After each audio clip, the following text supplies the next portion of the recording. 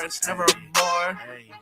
Made them from honest, the damage is done. Silly sauce on unlimited funds. Join us on Twitch for unlimited fun. J-Fig and Marcos, you waited or what? Tobin, you have who Tobin is. Oh, thanks, Low Dog. Won't see you tonight, apparently. Maybe he'll be on the bench this time.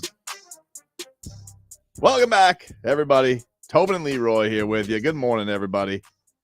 We're all here in studio. It's good to see everybody's faces. You know what today is? Yeah, let's bring back Goran Day. No. Gogi. And who are you going to get rid of? I don't know. I've had to think about that. That's a troubling conundrum that I'm in, Leroy. Haywood Highsmith. Because, you see, here's the thing. You say Haywood Highsmith. Yep. He's a really good defender. No, Like, he's excellent. Great player. He's a really good defender. Like, I got to be honest with you. Like, if, I do want Goosies. I want Goran for the Goosies. I want good basketball. But he Yeah. didn't have an issue removing people from the team yesterday. Yeah, it's true. Didn't you trade 2 people? Who? Let's see. Got to go through the who did Tobin. I didn't trade Go to the anybody. receipt. You're going through the receipts. Like, I didn't trade anybody. About to trade. Send Big Yurt packing. Oh, Or did I? Haywood Highsmith. That's right. I don't even remember that. Really? But I think I've landed on Big Yurt if I'm going to send somebody No packing. way. Why? He doesn't Young? play. He doesn't play. He's hurt. Sorry. Can't help me then, can you? And And his role's been taken away. Yikes. you think, let's be clear. You think Goran can make more of an impact than Big Yurt? You mean an impact that doesn't happen because he doesn't play basketball? He's hurt. Okay. I'm just saying. And Who's picking him up? Huh? He's played 3 games in his career. Where's he Big going to go? Yurt? Yeah. Play for the Skyforce. But I'm. It's 20 games left. What's he going to do? He just lost his job to Cody Zeller and Kevin Love. Oh my goodness. What? For You- Goosies. You For feel good. I don't want to get. you know what gives me goosies? Hmm? Wins. That's fine. But here's the thing. Like, he says Haywood Highsmith. Here's why I wouldn't get rid of Haywood Highsmith. I've seen this season Haywood Highsmith can defend the best players in this league. He can clamp them up. That's useful in the playoffs. Big Yurt, is he going to play? I doubt it. You see Cody Zeller? Chase down block. It's not going to be starting next to Bam. That's Kevin Love's job. We've already established that. And here's another thing, Leroy. When the hell's Kyle Lowry coming back? Do you know? When's he playing? When? I don't know. Nobody here knows. We're all he allegedly was. I think it was a glitch that he was on the off the injury report down to questionable for the Philly game. I think like somebody accidentally like pressed the tab on the injury report and made an oopsies. Who the hell gets listed off the injury report? Then he's on the injury report and now he's out 2 more games. What is that? He's had like excused absences. Doesn't even sit on the bench anymore while he's injured. Everybody else does. And they're just like, oh, excused absence. All right. So we have no idea when he's coming back. If he comes back, I understand the conundrum. But if he's not back and he's still hurt, you need a point guard. What if Dave Vincent gets banged up? What if Dave Vincent gets in foul trouble? Meanwhile, Big Yurt, here's the thing. I'm actually making basketball sense here, Leroy. Meanwhile, Big Yurt, he doesn't have a role. He doesn't. Not anymore. He doesn't. He lost his role. I thought I had high hopes for him. I thought he was going to do big things, but he's hurt. They got Cody Zeller and Kevin Love. When's he going to play? Holy smokes. You have reconfirmed the notion that I have that if you are an athlete, a professional athlete, and you get hurt, don't play until you're 100% healthy. He hasn't though. I'm just so saying. I'm just saying in general. But he hasn't. You don't care if an athlete's hurt. Dude, you don't care. You can get at me all you want. The Miami Heat went and signed his replacement. I understand that. So, like, what are you talking about? The Miami Heat literally went out and got Cody Zeller because they didn't know if he was going to be healthy. Right. So, what are you talking about? Okay. Talking about fans. What about the team? Okay. Okay, Right. like boxed in. The boxed in. Goran can't help this team. You don't know that. All right. Dude, I get you want to feel good and all that. Dude. But Gogi can't help this team. You don't know that. Okay. And you do? Yeah, dude. Look at his face. He's good enough to play for the Heat, but nobody else? Oh, I mean, somebody else He's been might. sitting on the damn bench for a year. That's not true.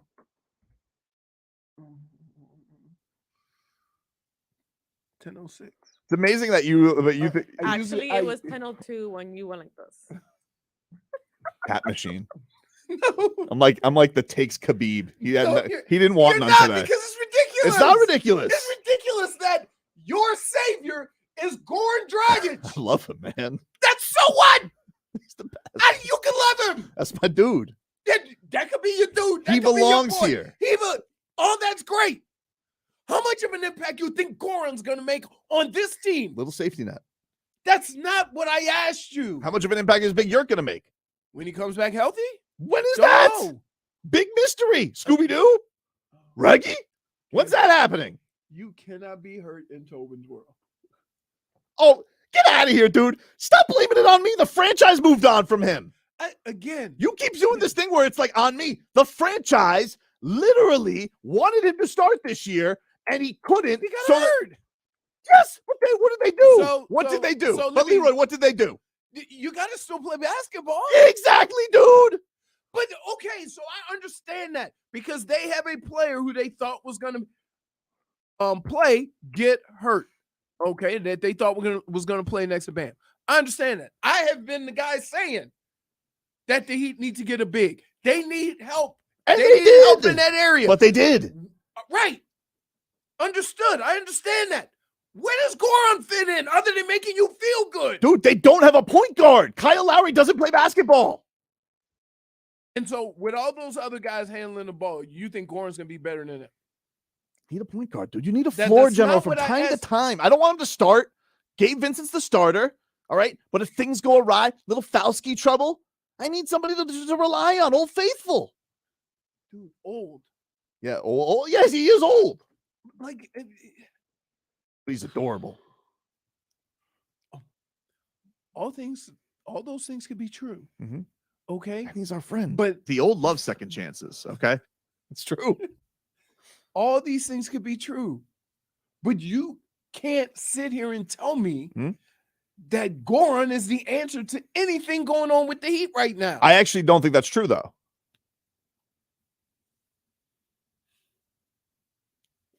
If you could guarantee me Kyle Lowry is going to come back and play, okay.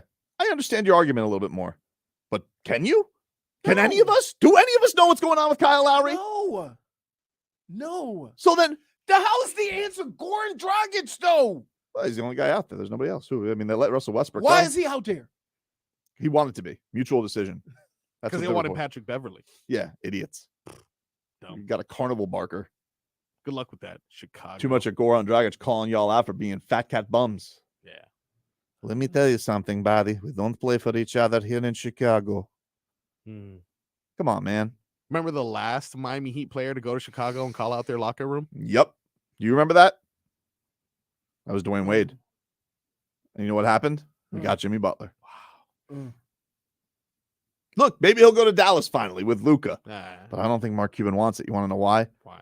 It's like letting a snake into the egg den. You know?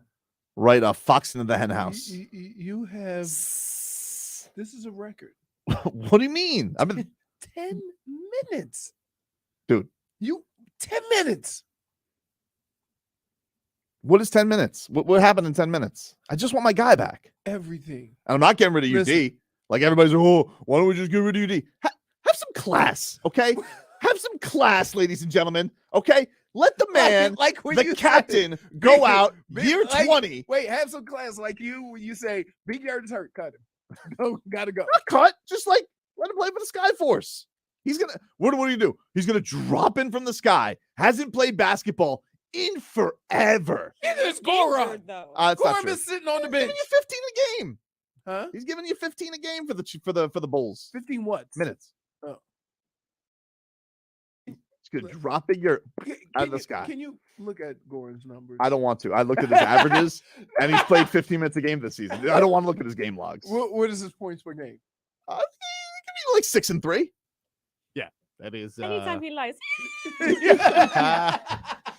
But- high pitch, Eric. On February 4th, Huh? 12 minutes, he had 7 assists, was 2 for 2 for 5 points. That's all I need. That's all I need. 12 Little, minutes. little 7 spotskis. assists? Little spots every here and then. I'm not asking him to be a savior. So you think Goran can crack the lineup of Gabe, Mhm. Tyler, Mhm. Vic. Who else handles the ball? There's two. Bam. It's like, yeah, those are your guards. Bam, Jimmy. Those Right. are your three guards right now. If you had Three. Kyle would play, but he doesn't play. When does he play? So that's three guys. Does anybody know when he's going to When play? he's going to crack that lineup? Whenever Gabe Vincent gets into foul trouble, dude, you need a little something. He's too old for. He's too old No, for that. Goran's never too old for that. That's all he has. Nobody actually. nobody can go on a 7-0 run by himself quite like Goran Dragić. Yeah. Nobody could go on a 7-0 run. Like you. Not even a little bit though, Leroy. Well, something. Not even- No, I like Goran, but he ain't going. He ain't. Let me ask you this in this scenario. Okay. Be careful, because I already see the smirk on your face. No. I'm just asking you. Let's just say 10, Big 13. Yurt retired today to become an Instagram model, and there was an open roster spot. Don't start flirting with him while you're trying to trade him. No. I just want to know if Big Yurt retired today Mhm. to become an Instagram model, Mhm. and there was an open roster spot. Mhm. Would you be for the Goosies? No. Really? Just he's there. You could just have Gogi. I want somebody who can play. There's nobody else. Huh? There's nobody out there. You wouldn't just have him just cause. You hate Goran Dragić that much. Why do you hate him, Leroy? Then why? Don't I'm just hate saying him. it. Sure. So you're saying Sign him. Sounds like you hate Let's go sign. How many? Who else you want to sign? To Nobody. make you feel good. Nobody. Mario That's it. Chalmers. Yeah, let's go get Mario. No, Sure. don't be silly. Let's go get Michael Beasley. Grow up. Is he Michael available? Beasley. Just grow up. Michael Beasley's playing basketball Okay. somewhere. Let's do that. You know what? I wish I could have grown-up conversations with you, Peter Pan. Let me know when you Wait a find minute. Tinkerbell, please. Did you just say Yeah. that to me? Yeah, seriously, dude. It's really unbecoming. Oh, Michael Beasley, but grow up. I'm talking about an NBA player who plays in games this year. All right, beat the Heat, by the way, on opening night. We may have motivated him to that. Best game of the season, possibly? Hard to argue.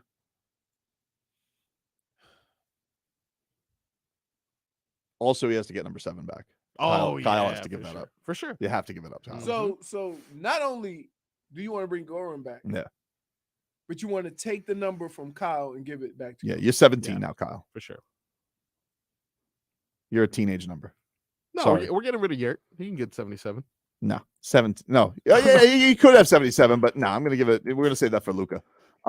So, and by the way, this is again inroads to the Slovenian pipeline, which I've definitely discussed. Big benefit here. Yep. Pretty good. Look, it's probably not gonna happen. Oh. Hey, DJ Khaled, cut it out over there. You don't want him either. He doesn't want him. He is against all goosies.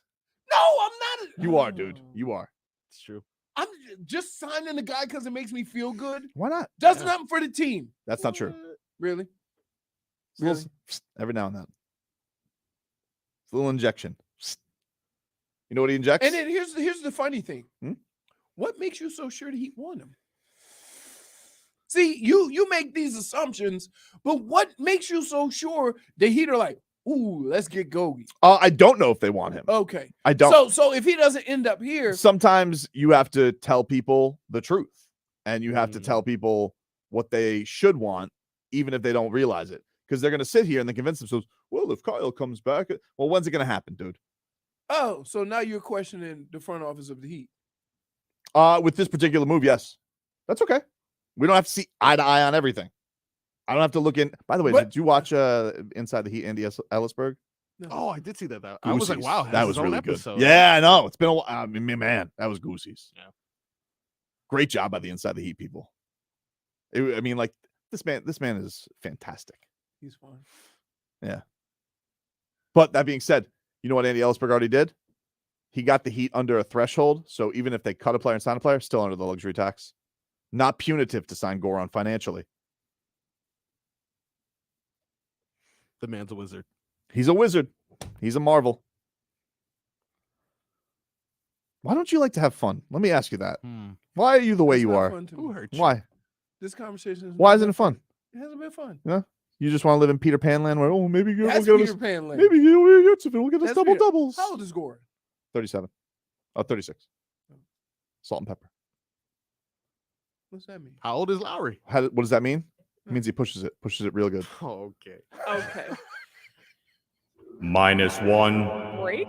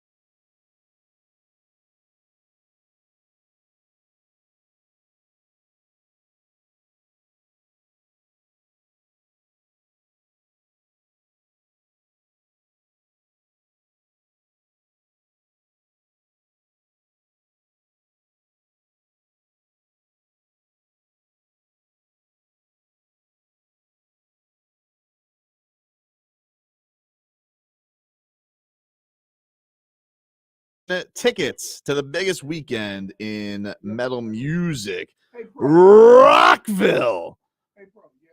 Yeah, dude, I got it done. Don't worry. You pipe down. I got it. I got it handled. I was working on something. I was editing something. I was trying to get some production. Sorry. All of a sudden, talking into the microphone. A lot of quibbling going on. Huh? I just knew. You knew today. Listen, every once in a while, you try and go to bed, but comes out of the old washing machine a wet blanket. You knew it was going to happen. Knew it was going to happen. As predictable as it gets. It had nothing with you bringing salt and pepper to the table. Ooh, Gogi. Good Gogi. What he was working on was lyrics to his new song. Ah. To Jimmy Buckets. Anyway, Look at that preview.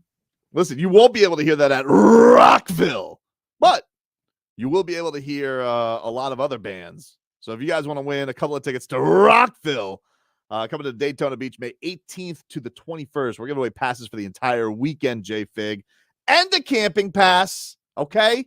So if you guys want to see the likes of Slipknot, Tool, Avenged Sevenfold, Pantera, Rob Zombie, Dragon Breath, and a whole lot more. Dragon Breath. Oh, dude, Dragon Breath.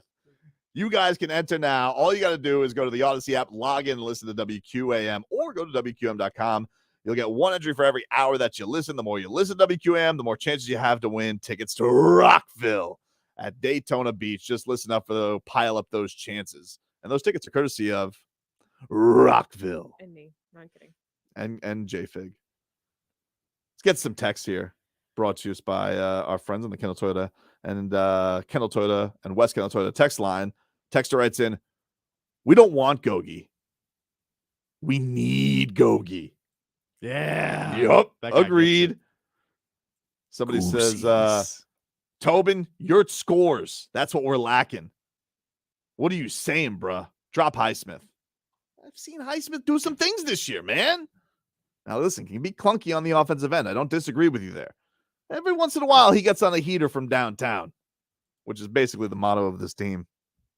Very once in a while. Good defense. Isn't he the Jason Tatum stopper, though? He is. No, he's bottled up some key guys this year. That's why I'm saying, like, if you told me in a playoff series who I think is actually going to play, I'd be like, look, in a scenario, let's just say Vic's a little banged up, Caleb Martin gets into some foul trouble. You throw Haywood Highsmith out there in a pinch. Yeah. In a pinch. You know? He has a better chance of playing than Yurt, I'm assuming. I would think so. But we just and lack there's so nothing much against hype. Big Yurt. Listen, I love Big Yurt. That's my guy. All right. Nobody was talking about Big Yurt except old Tobes. But let's just face facts. They signed his replacements. That's the truth. They took his starting job. They took his bench job. And Cody Zeller, you see him pin that ball up against the backboard, Leroy? I did. Intangibles. Yeah, because I was thinking of Gogi's the not other going to be scenario, here. too. What? Gogi's not going to be. I would say odds are you're probably correct. Doesn't mean I don't want it. I'm glad. If Love and Gogi, I'm glad that the basketball minds and the professionals are not you. yeah, well, the same minds that signed Kyle Lowry to $85 million. But, yeah, you're right. Lowry? If Love and Gogi is wrong, I don't want to be right. What? Why are you leaving me? Another guy Next break, says, I'm going downstairs and do a shot. not going to lie, Leroy, I'm usually on your side. But you're losing on this one, brother. Sign Dragon. Get rid of Yurto Highsmith. We have no depth at point guard. Another guy says, feel sorry for Jimmy. He wants to go out there and flirt with Gogi, but he can't. Stuck with Lowry.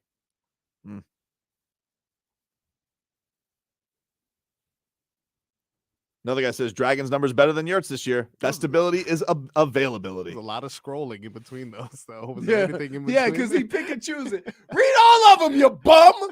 Oh. Read the ones that don't agree with you. This is the worst, most annoying show of all time ever. Okay.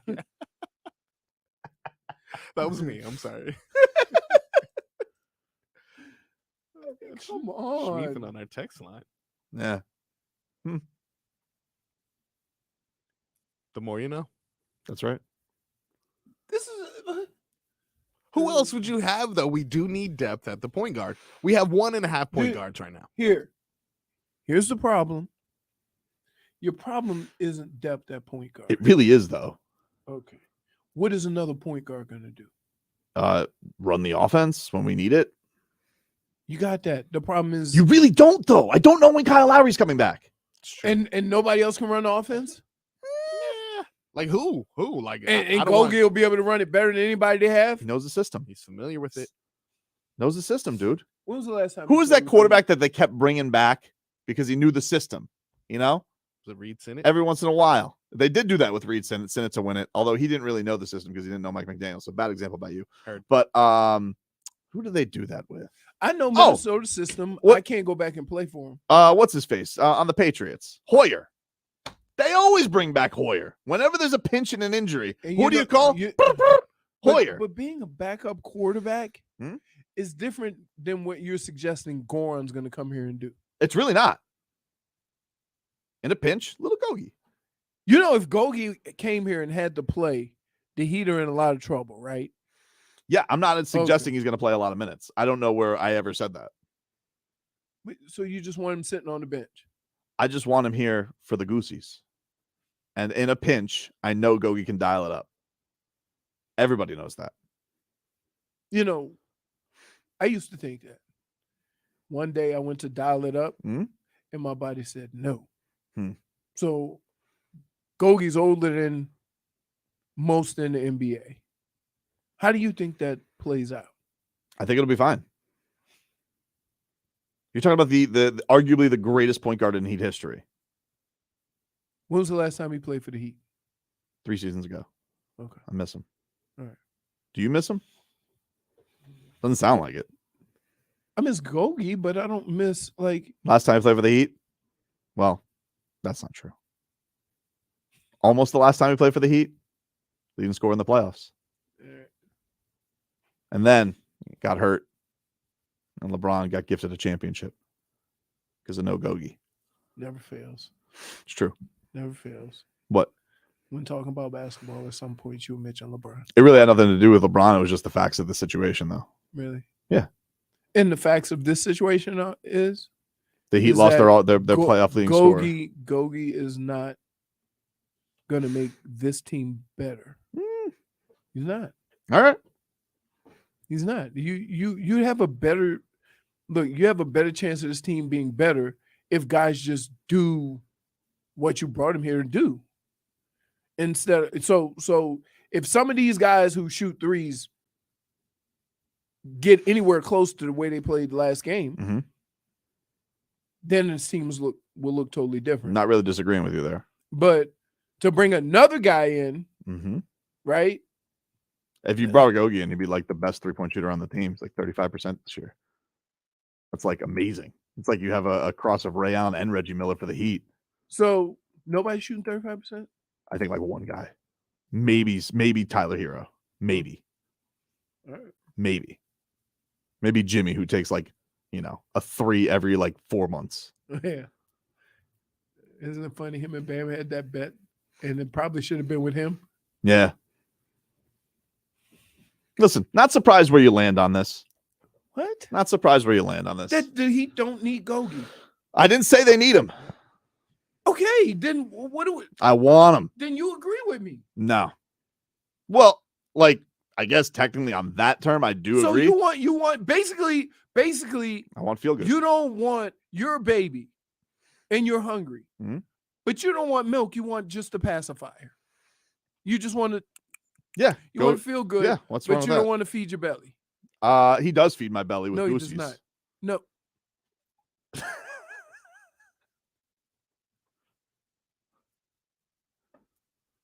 Almost cursed. Why? Just because this is ridiculous. It's not ridiculous. It is though. ridiculous. The only reason why you want the Heat to sign Gogi because you want to feel good. What's wrong with that? To go home. What do Hang you out mean? with your wife. She makes me feel good too. Okay, there, better than Gogi. No, That's that's it. Keep it moving. sometimes.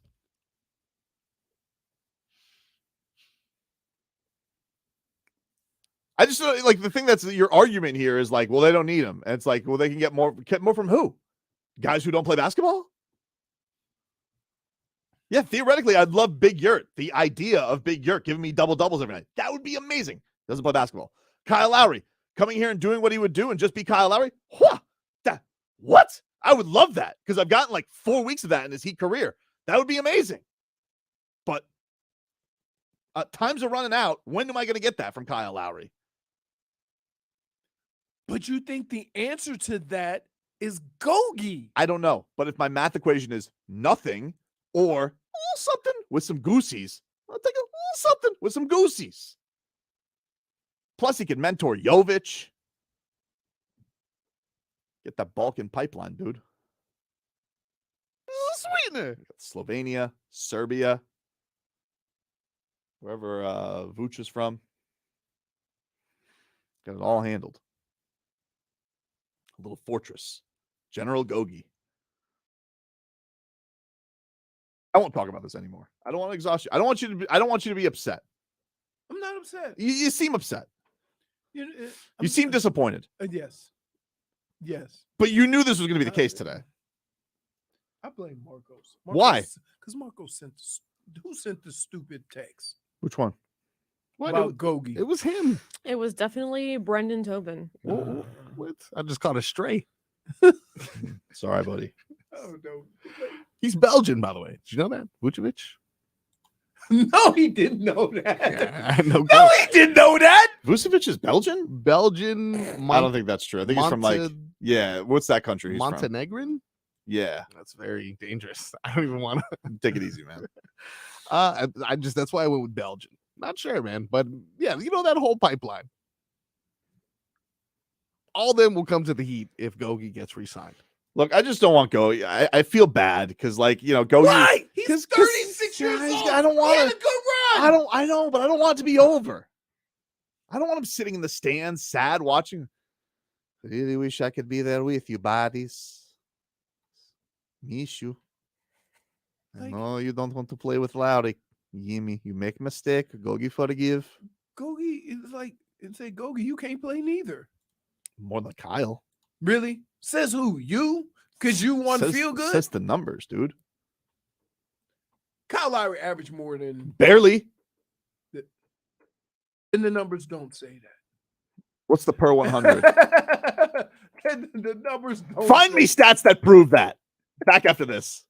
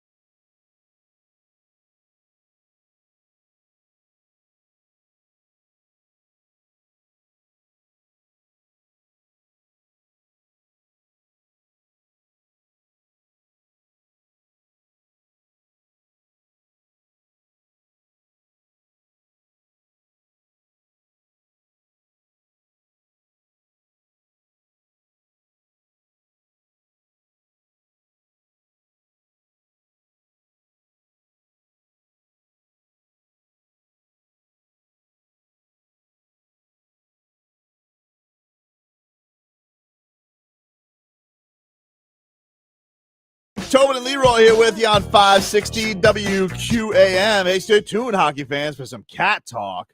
We'll get to that as we are brought to us by our friends over at Celsius. Hockey fans, don't sit this one out when it's game time. Make Celsius a part of your play and get that energy up. Game day is fueled by Celsius Essential Energy Drinks, the official energy drink of the Florida Panthers. Chris Greer is currently addressing the media right now, Leroy, at the Combine, and is, addressing all sorts of things. This is when I miss Robbie. Why?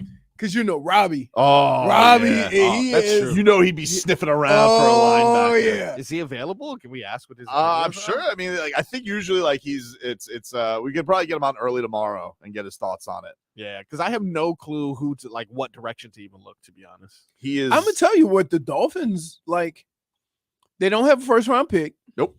Tamper. but I think they could probably do some stuff by signing, a veteran linebacker, Mm-hmm.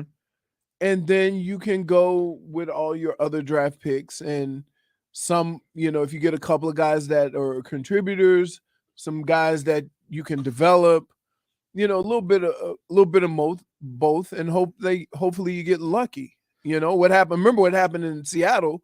It wasn't that they, all these guys that they had, the Legion of Boom, they were all lower draft picks. Yeah. And so they got lucky. They got a couple of those guys to end up being starters. So they got cheap labor for 3 or 4 years. And then For they sure. had to start paying guys. Russell Wilson too. Was he a make third-round pick? Yeah. So yeah, they were. I mean, listen, that was a masterful job by them building. And then with this team, they do have to have the whole thing with Christian Wilkins. He did say, this is from Joe Shad's Twitter account, Chris Greer on Christian Wilkins extension. He says, we love him and we would like to have him here long term. yes, So there you Which go. is saying everything and saying nothing. exactly. yeah, true. Exactly, dude. Well, because you know what? A lot of GMs feel that they don't want to ever say anything that can end up costing them more money. Let's see what you think. oh, I like that. Yeah. I like that. Told you. Well done, sir. What is that? That is Green apple cherry. Celsius green apple cherry. Not that what do they call it? Concord grape. Let's see if we can get a package of this sent here, huh? That Concord grape. All right. Is- He also said, Chris Greer, he says, on any concerns about Tua's durability, he says, quote, I can't lie and say no, but it's not something that's going to make us wait to do something long term. I don't know what that means. It means It's They- not enough of a concern to hold them from doing the option, right?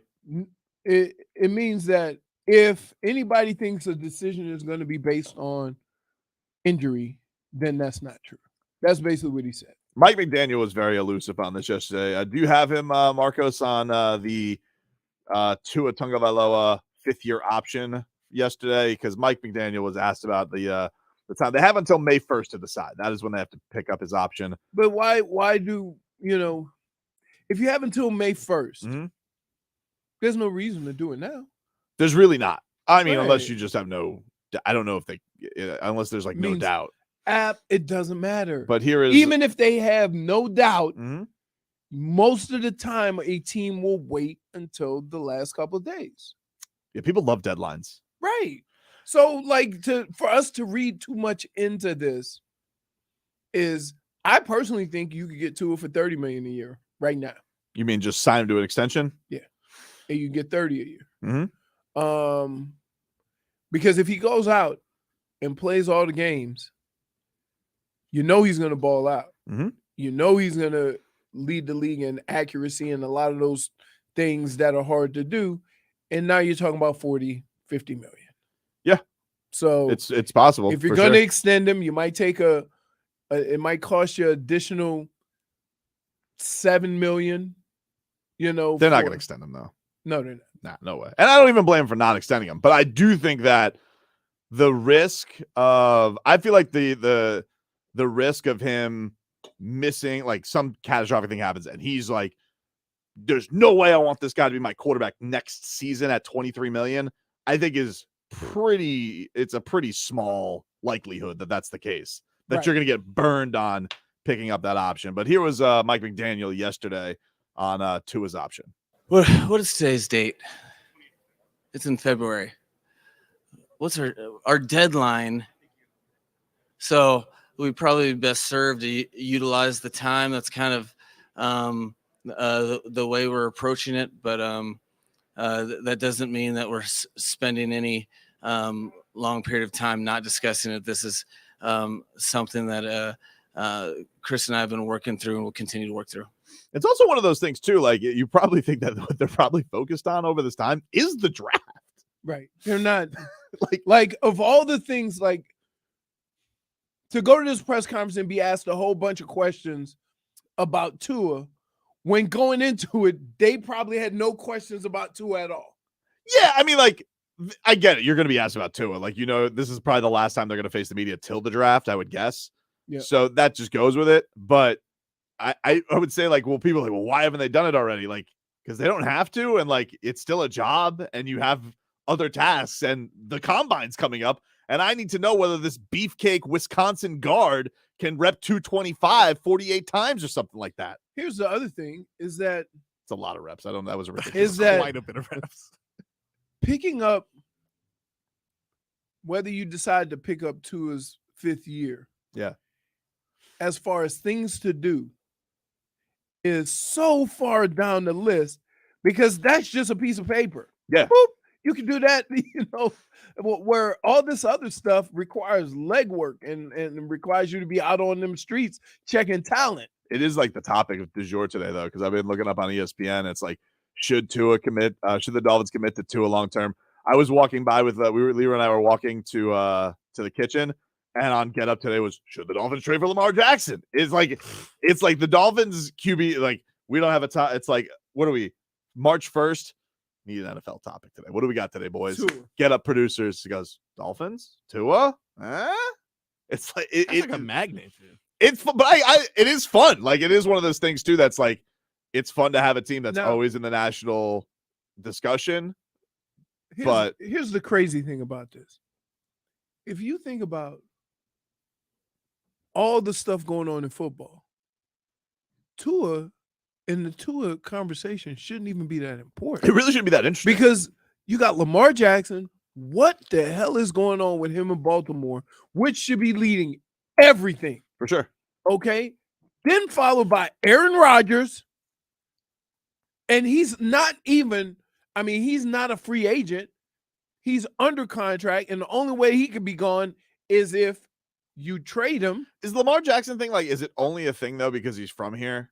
No. Which would obviously be obviously would be a very cool story that Lamar Jackson comes. And I really like Lamar Jackson. Like, you want to talk about, like, dudes who just seem like real and take accountability all the time. It's like, he's a good dude.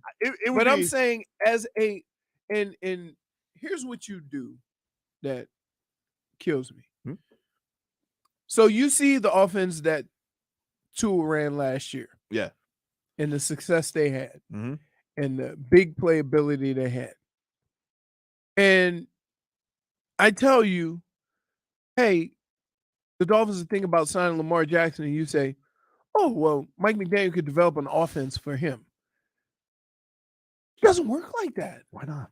You don't just change your whole team or a whole situation that was successful because of one guy. It would have to be that Lamar Jackson is good enough that of course, you're going to tweak it a little bit. Of course, you're going to tweak your offense. But the core of your offense, you're not going to ever just revamp your whole offense to fit one guy. I just think but like going back to like the interest just being his hometown, like the Dolphins don't really have the assets to get him. It's not like Baltimore would probably want at least, I would feel like 3 first-round picks to get him. Maybe less because you have to give him a monster contract, but you also have to give him a monster contract. Wait, it's like I don't like this mechanism of getting Lamar Jackson is like not that easy. You know what's funny? Here's what's funny about football right now. The Ravens say they're mad at Cleveland for giving Deshaun Watson $230 all guaranteed. Right. And Lamar Jackson says he wants that. They say, no, that's an outlier or whatever. But if you try to trade for Lamar, they're going to ask for A haul. exactly what Cleveland had to haul. pay for Lamar Fair point. for Deshaun Watson. Definitely. So how in the hell he's not good enough to pay him what Deshaun Watson got paid, but he's good enough for you to get the same compensation? Yeah, like, I'm just trying to think, like, when you say the Dolphins should acquire, like, what are you? Okay, well, they don't have first-round picks this year. That's the same thing that you'd you have were to- saying what you were trying to do with the Heat. With what? They had nothing to trade. They Is had that the nothing to trade, same? and here why you coming here every morning? I don't do that. Yes, you did. I don't do that. Yes, you did. No, I don't. Kevin Durant. Oh. See, you have Making his nothing. debut tonight, by the way. Yeah, I'm all no. Well, see, let me be fair. I say I'm very interested. Mhm. I will watch the Heat. I will attempt to watch the Suns to see what KD does. Is that sneaking in? Suns Hornets, is that sneaking onto national television anywhere? But here's what makes it even worse. You know what today is. Today. What is today? March 1st. Mandalorian. Oh, I figured you'd knock that out when you got home. But that's what I'm saying. No, do they put all episodes up? No, they do it one at a time, but I feel like once the day starts, it's out. It's up. I don't think there's like a 7 They o'clock. don't do it all. Nah, that's only a Netflix thing. Even Netflix has gotten away from that somewhat. All right, so I'm not watching it tonight. I'll watch the games. You're gonna stack up some episodes. I like a flow. You like a good binge watch. Yeah. I got you. Yeah, I'm gonna let it go 3 weeks, maybe 4, and then like just go out on the jacuzzi and hit play. We'll get to some more of Chris Greer's comments as he's speaking to the media right now. And also, big clarification from Mike McDaniel on Tua. That's next.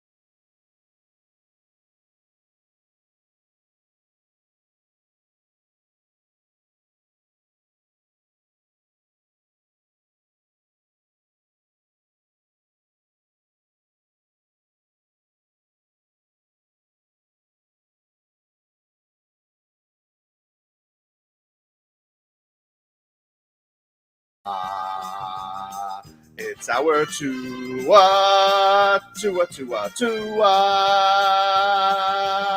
Tonga Vailoa, not Tua Tagovailoa. A for effort, Dolphins quarterback. Tua. It's our Tua, it's our Tua, Tua. Tua, Tua, Tua, Tua, Tua, Tua. Chris Sims can go to hell. Tua Tagovailoa, Dolphins quarterback.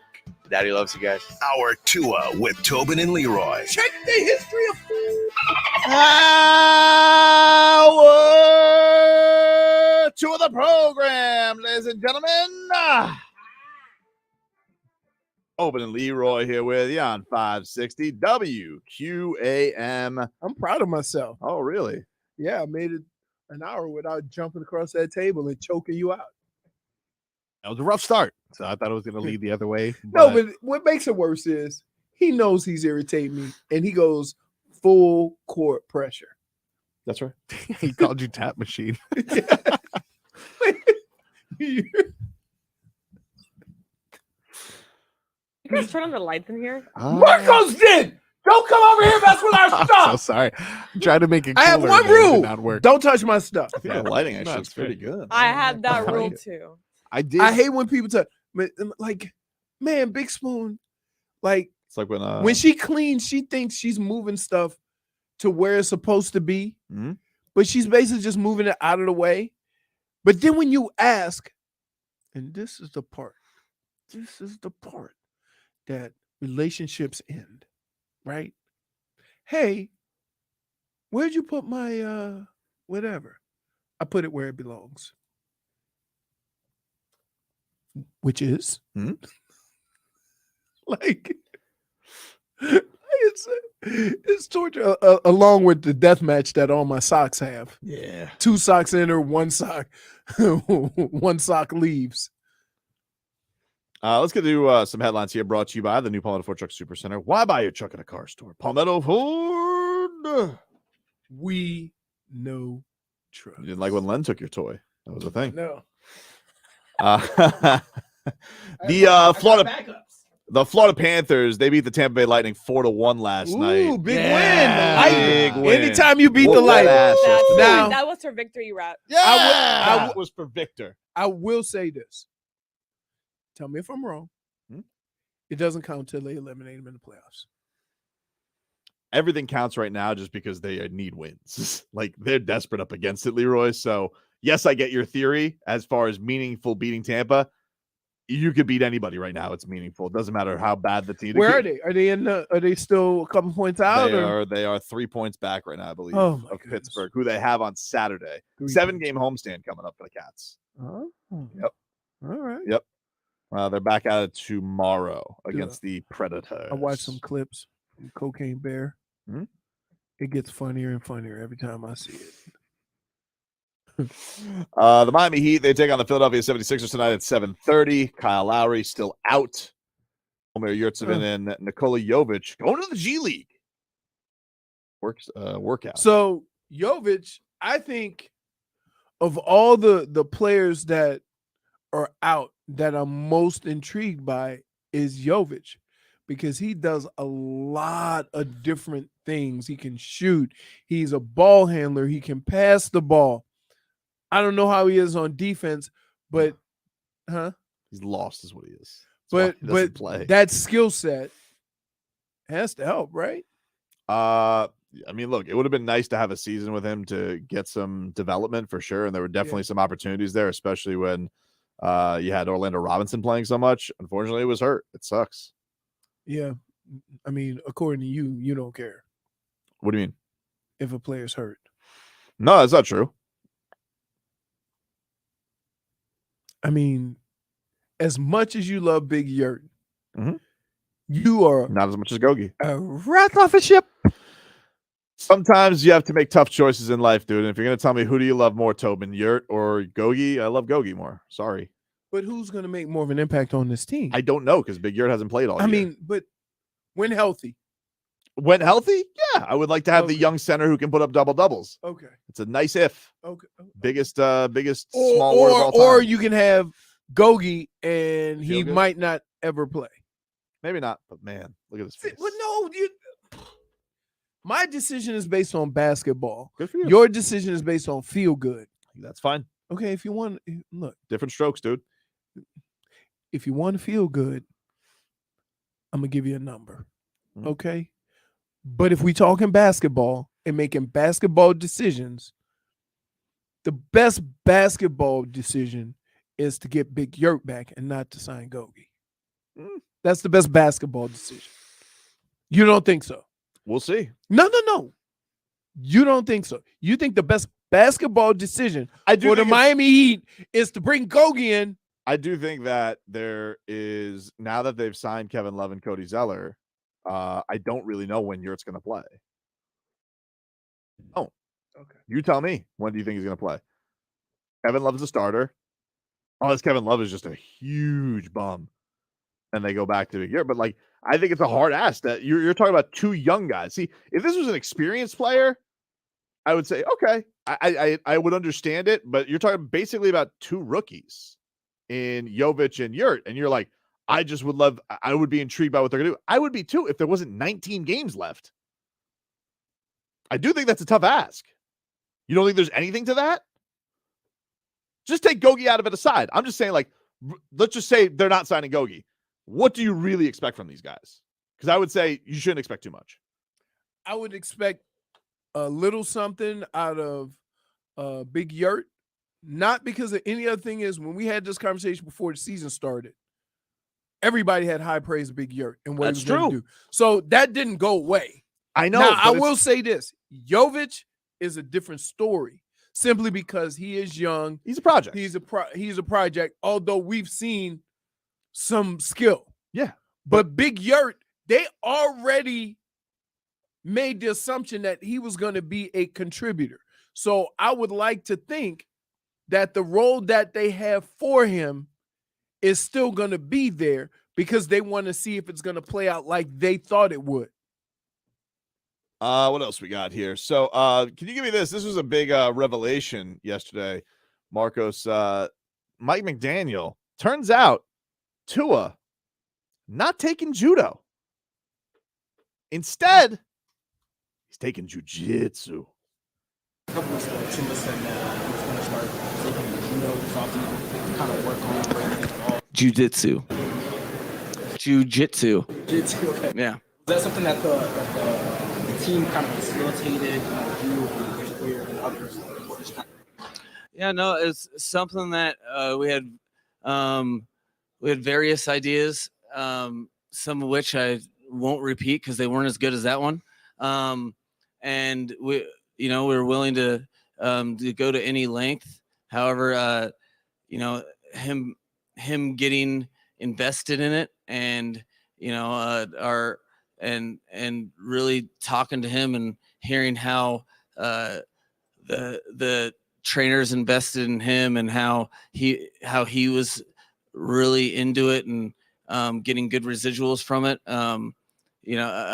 We feel very comfortable in terms of this being able to best prepare him for things that he hasn't otherwise been able to prepare for. That it's something that, like a follow through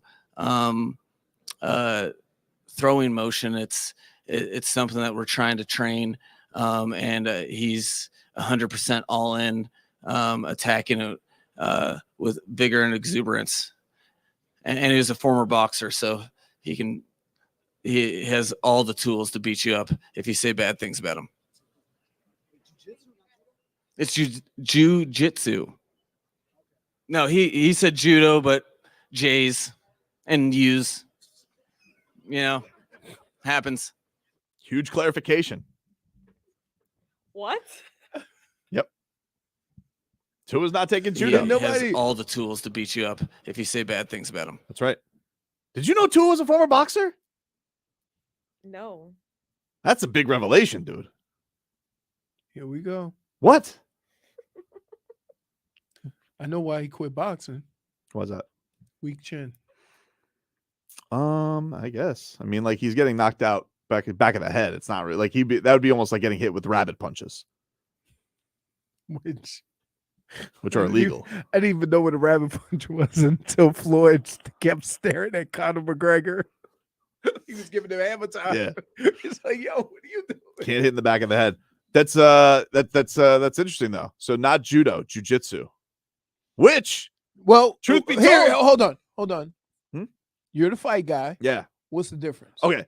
I don't know. I don't watch a lot of judo. Just for because I don't want to act. But all these I don't MMA guys are specialized in either one or the other. Right. I will. So- Well, here's why. Okay. So judo. This is my super layman's. That's fine. It's thought. better than ours. Okay.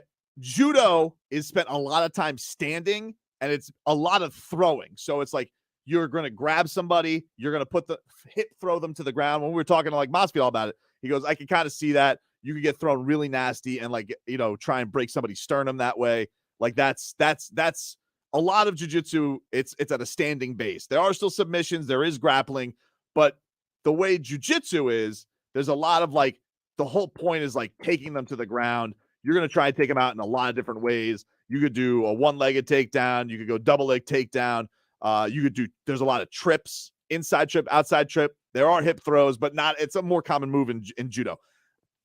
I'm not Ronda Rousey. I'm not Kayla Harrison. And I'm certainly not Gilbert Burns. Okay. Don't be like our guy, the 5-second guy. That he went for the takedown. Oh yeah. Well, he's a wrestler. He was neither. He's a wrestler. Like, judo is not something like there's not many judo practitioners who have found success in MMA, which is why it's too close. You go too close, you get knocked out. But Ronda Rousey, like off the bat, like Ronda was one of the ones who was like, oh wow, she's judo. translates. She was judo. Yeah, she won the bronze medal in judo. Hector Lombard's another one, but he was a knockout artist. He didn't really use it a ton. And Kayla Harrison is a really good fighter in PFL. But more people are in jiu-jitsu. That's what Royce Gracie did. Like the great Royce Gracie who UFC won. And that's like why there's a Brazilian jiu-jitsu school on every block down here. It's a lot more common to take jiu-jitsu. Makes a lot more sense. I got to be honest with you. Because I was like, Tua's taking judo? That is a super random thing to take. Not a lot of people just do judo. It would help if he knew what he was taking. Oh, yes. Fair. But it might give some validity to the story that he's telling. Here's the thing, though. Now we can get Gilbert Burns to teach him. Because Gilbert Burns is a world champion black belt jiu-jitsu practitioner. This man. And he's down here. So Gilbert's got to get on the horn and be like, here's the problem, though. What does he have to do? we talked to Gilbert Burns. Yeah. And he kind of. But he thought it was. But I bet you if we called up Gilbert and we said it was, here's why. Because he probably thinks there's a judo jiu-jitsu beef almost, even though they're cousins. And he's probably like, the Brazilians are looking at judo like that's a joke. Because that's a thing in martial arts. People are like, oh, you do karate. Oh, what do you do? Tai Chi. Like, all right. Because everybody wants to have their martial arts be the best. So when he heard judo, he's like, but if I told him he was taking BJJ, he's probably like, oh, goosies. Now, he is busy training for a fight right now. I don't know if we should bother him again, but maybe we should. Tua, Gilbert Burns. Let's wait. Tua has time. Well, not too much time. But the first thing they taught my son the fight is when? In April. Okay. That's about you probably start up in I would say like the middle of March. You probably start doing some training. Then you think Tua will be ringside at the fight if we tell him? Because they'll be friends, they'll establish a relationship, and we can. Yeah, but he's Tua. already going. Who did you say he was going with? Raheem Mostert. Mostert. So there you go. Yeah. Jean-Pierre says judo made sense, not jiu-jitsu. What? First thing they teach in jiu-jitsu is falling. And it's honestly like, look, again, I'm not going to act like I'm some expert at judo. I'm not. But like, I can tell you the first thing they teach you in falling, like literally from little kids, is how to fall. That's like the first thing they taught Tommy. It was like, fall, brace your fall. Don't break your neck. And they're doing it a bunch of ways. I could see why it's fun. And honestly, it's a lot more fun because now he could choke you out. You know? TJ Watt tries to get too close, gets the anaconda on him. Tap machine. Break his arm. Did you know he was a boxer, though? He's a boxer. Dude, really? What? See him versus you Jake know what Paul. I hate? It's amazing that the stories you hear in professional sports. Oh, he used to do this, he used to do that. Well, he doesn't do it anymore because he sucked at it. That's Okay? not true. Maybe he was just better at a lot of young athletes. You were a multiple sport athlete. Yeah, but usually guys that select a fighting sport don't just leave and go back. Maybe his father was. Think of all the fighters we talked to. Lifelong thing. They didn't just like, oh, I dabbled Maybe in his it. father. You ever think about this? Maybe his father was a giant fan of former heavyweight contender David Tua. I've seen Tua put like motivational quotes from David Tua. And we're back. No, dude, I'm not even joking here. Hold on. Don't do that. David Tua, Samoan from New Zealand. David Tua was like a beloved fighter. I imagine if his father did like boxing, definitely watch David Tua. Is it possible Tua is named after David Tua? Because I think Tua's posted clips of him before on Instagram. I'm not even making that up. I swear to God, I think I've seen it like once. I think Tua is abbreviated. It's not It his real- is. Okay. But maybe I don't know if the last name is of David Tua is maybe that is too. Let's look it up. Oh. Yeah, No. Don't just say yeah. it is. I can't pronounce it. Oh, okay. I'll take a stab at it. Fa'u mu'iana Mhm. ta'oletai mafuwau fa'u. David Tua. Gesundheit. So like David Yeah, Tua is his last right. name, but he's got like, 5 names. Okay. All right. I'm looking to see if they're related. As of right now, They're not it's so related. much. What? They're Oh, not you think it was related, just, but like, I'm saying inspired. yeah, like maybe it's Yeah. inspired. Maybe his dad was a boxing fan and he named his son after Tua after David Tua. It's not crazy. It is crazy. You are crazy. So any additional things that come out of your pie hole are also crazy. I don't like how you say it's a pie hole that it's not just stuff that comes out. First of all, I didn't reveal this. Mike McDaniel did. So, About David Tua? no, not that. I'm putting Tua and Tua together. Point for Tobin. See, and you got Come on, DJ that was- Khaled. You got DJ Khaled on the other side of the glass. that was pretty Yeah, another one. Plus another I one. looked at you though. I looked at you first, and you seemed to enjoy that one. That was pretty He good. did enjoy it. He did. He was tickled. J Pig looked at you in disgust. My fancy is tickled. She just looked up. Really like Back after this. Beginning of the month. Let's get going.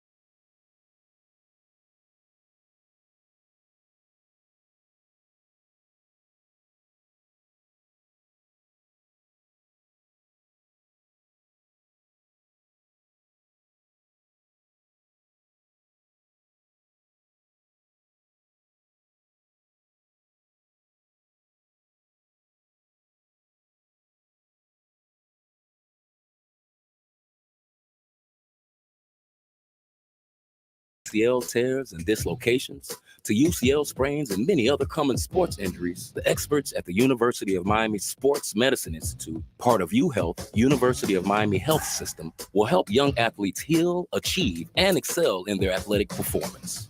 Go where the pros go for the world-class care that will help student athletes recover their game. Schedule an appointment today at uhealthsports.com. Hi, this is Gabriel with Florida Cash Home Buyers, and we pay cash for houses. If you want to sell your home fast and easy without a realtor and save thousands in commissions and closing costs, call me at 954-960-3333. You can sell us your home in as little as 3 days or on your time frame. We can even pay you a cash advance before the closing, and we guarantee to make you a fair and honest offer. Our home buying process is simple, and we can make you a cash offer over the phone or in person, whatever works for you. Do you have a home that needs a lot of work? Did you inherit a house you don't want? No problem. We can buy your home no matter the condition or situation. You don't need to clean or fix anything, and there's no commissions or closing costs. If you want to sell your home fast and easy, we'll buy it. Call us today for a free offer. 954-960-3333. That's 954-960-3333. 954-960-3333. Even a wager that misses can still be a slam dunk with BetMGM, an authorized gaming partner of the NBA. Place an NBA one-game parlay wager with 4 legs or more, and if you miss one leg, which I always seem to do, you'll receive up to $25 back. How awesome is that? Just opt into this promotion on BetMGM's app or website. With one-game parlay, you can make selections within a single NBA game from tons of bet types, including team and player props. I know I love double doubles. I love betting Jokic triple doubles. I even like points, rebounds, assists, PRA. Make a bold pick on your next parlay with BetMGM. BetMGM and GameSense remind you to play responsibly and offer resources to help you make appropriate choices. Visit BetMGM.com for terms and conditions. Must be 21 years of age or older to wager. All promotions are subject to qualification and eligibility requirements. Rewards issued as non-withdrawable bonus bets. Bonus bets expire in 7 days from issuance. Please gamble responsibly. Gambling problem? Call 1-800-GAMBLER. Promotional offer not available in D.C., Mississippi, Nevada, or New York. It's not easy being the one everyone counts on to keep your operation running, no matter the weather or supply chain hiccup. But we get you, Raymond in Buffalo, Maria in Miami, and Jules in Troy, taking control of everything that's under your control. At Grainger, we're here for you with high-quality supplies for every industry, plus real-time product availability and access to experts ready to help. Call, click Grainger.com, or just stop by. Grainger, for the ones who get it done.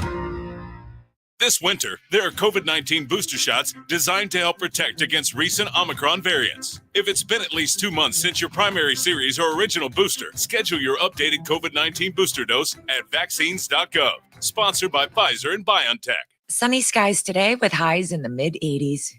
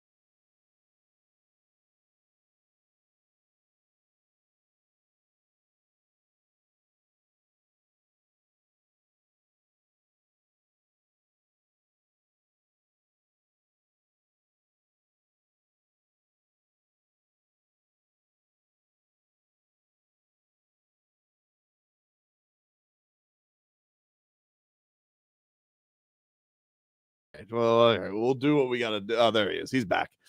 We were just like Leroy didn't want to come back from break because we were spending all break just watching David Tua knockout highlights. Can I just tell you?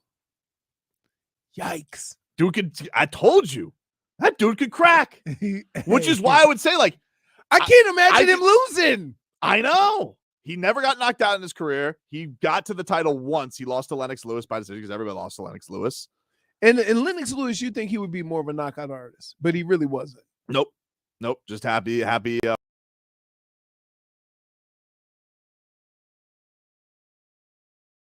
He was boxing after dark. That dude was nasty. He was closer to Tyson than to, because he just knocked fools out quickly. These are some do yourself a favor. If you got 10 minutes today, just look up David Tua's best knockouts. So I know it sounds stupid, but I was like, I wonder if his dad did name him after that.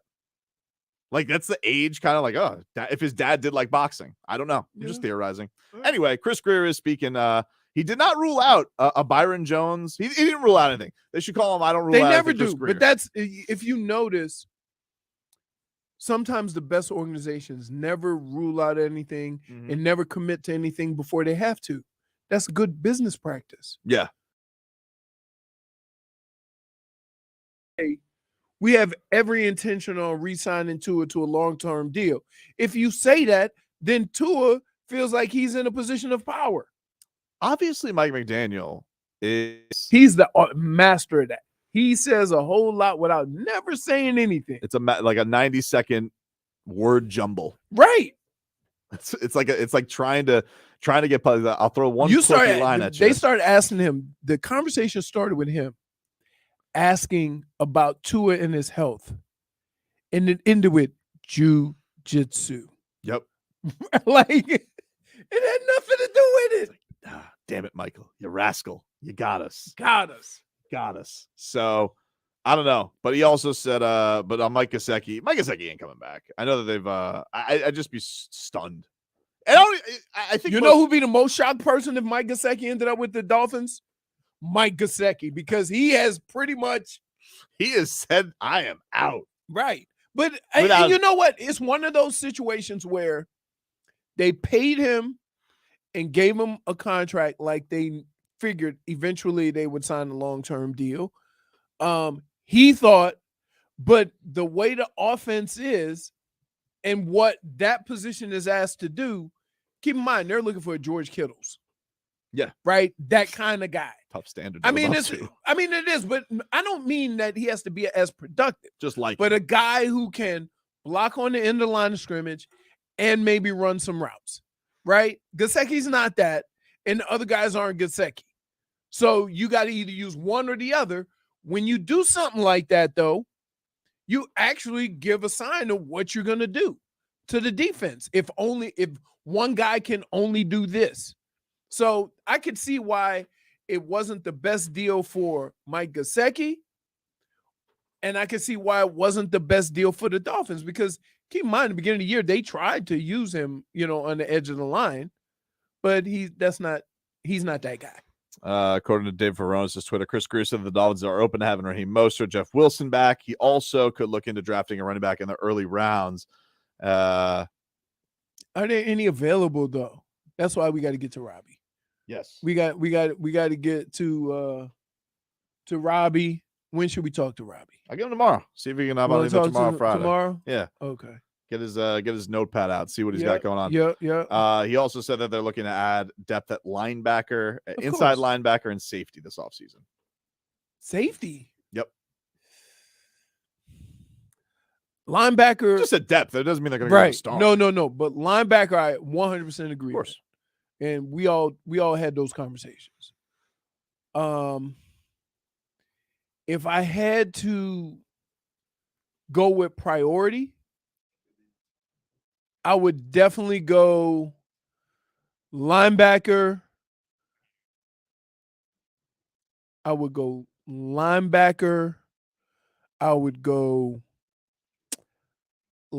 offensive line, maybe a running back. And then if you wanted to add some depth in the secondary, you could go ahead and do that. But to put safety that close to the top with all your other needs, I think you're kind of misleading people to think you think that's an important position. Could depend though on like what Vic Fangio wants, right? Like it could be one of those. It could also he doesn't like the obviously you talked highly of Javon Holland. Yeah. But maybe he looks at the rest of the personnel and he says, It also depends on who's available when you draft. Right. You also have to consider that. That's one of the major keys is that safety is usually a position you can get some pretty good guys in the second round. Here's the problem. That's where they got Holland. Yeah, here's the problem when it comes to the draft. A bad organization will draft the position they need most, and it almost seems like they're reaching. Mm-hmm. So a team that needs a quarterback, if it gets to their pick, they'll draft a quarterback that's rated a lot lower versus drafting a guy that's available that got a better grade. A good team won't do that. So if you have 4 or 5 positions that you would like to fill, depending on when you pick, if that best available player fits one of those positions, but is not ideally what you would want to draft, then you take that highest rated player because his chances are he's going to end up being more productive than the guy you reached on.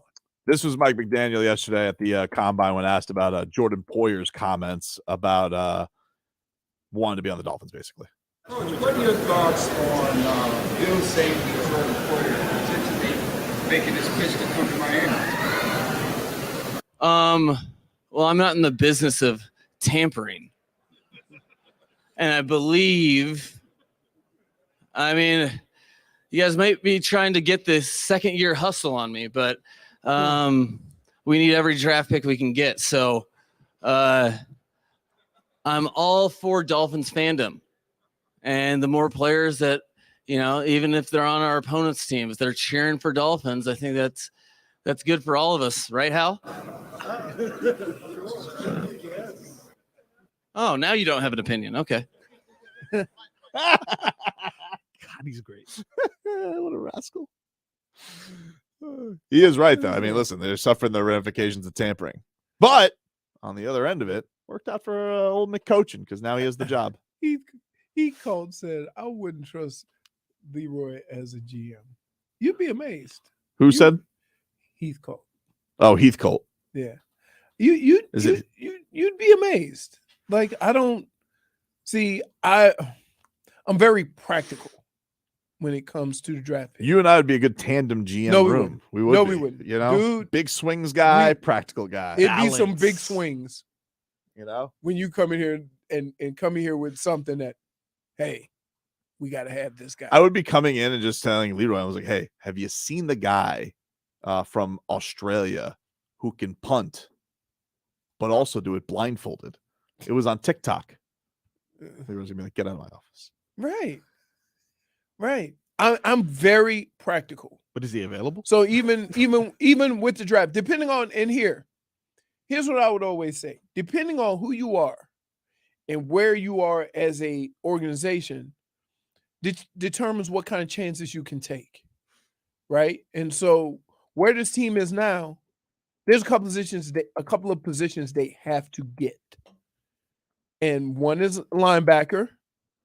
Another one is a tight end that can kind of do both, right? But then after that, any other position that you bring in is actually just giving you depth at other positions. See, I'm wondering about that too, because they did draft a linebacker last year in Channing Tindall. But how do you feel about the idea of a guy who basically gave you nothing in their rookie year?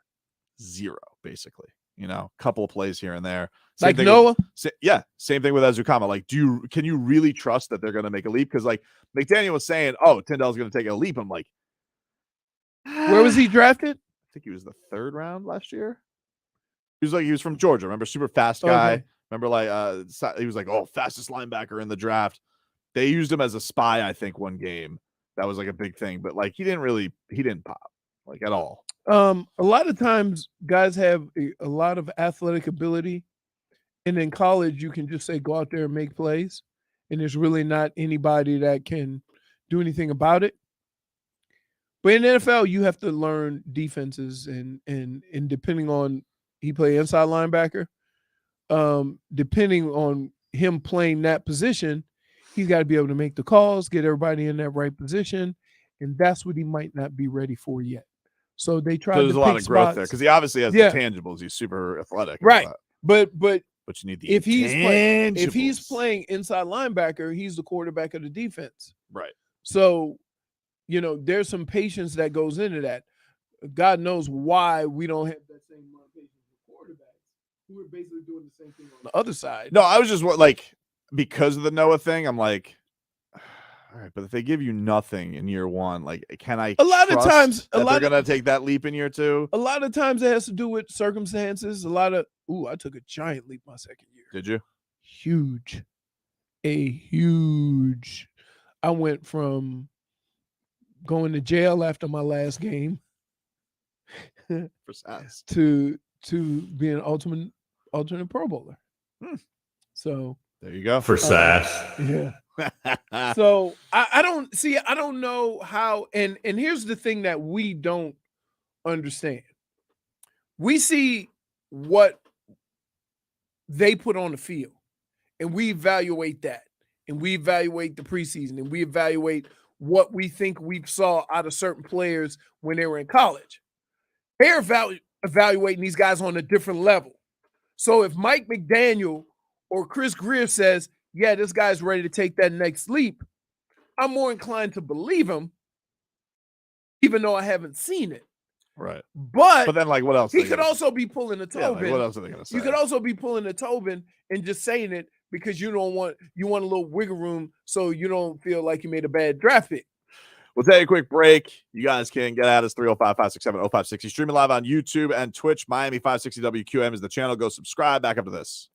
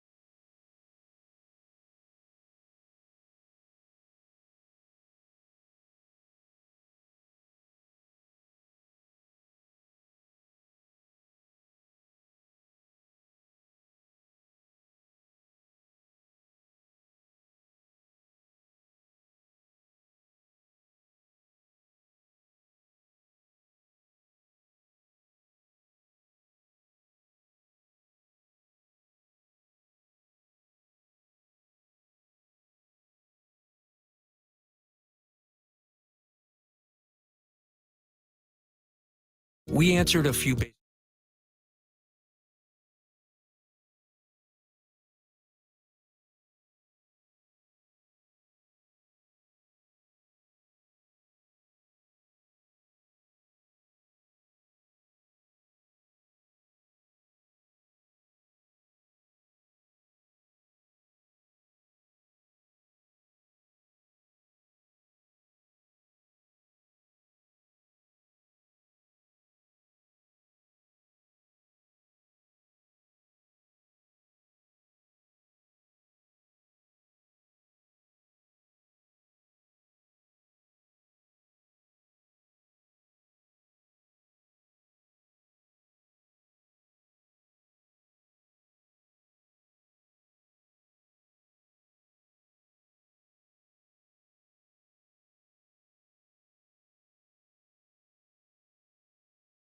Hi, Julie here with great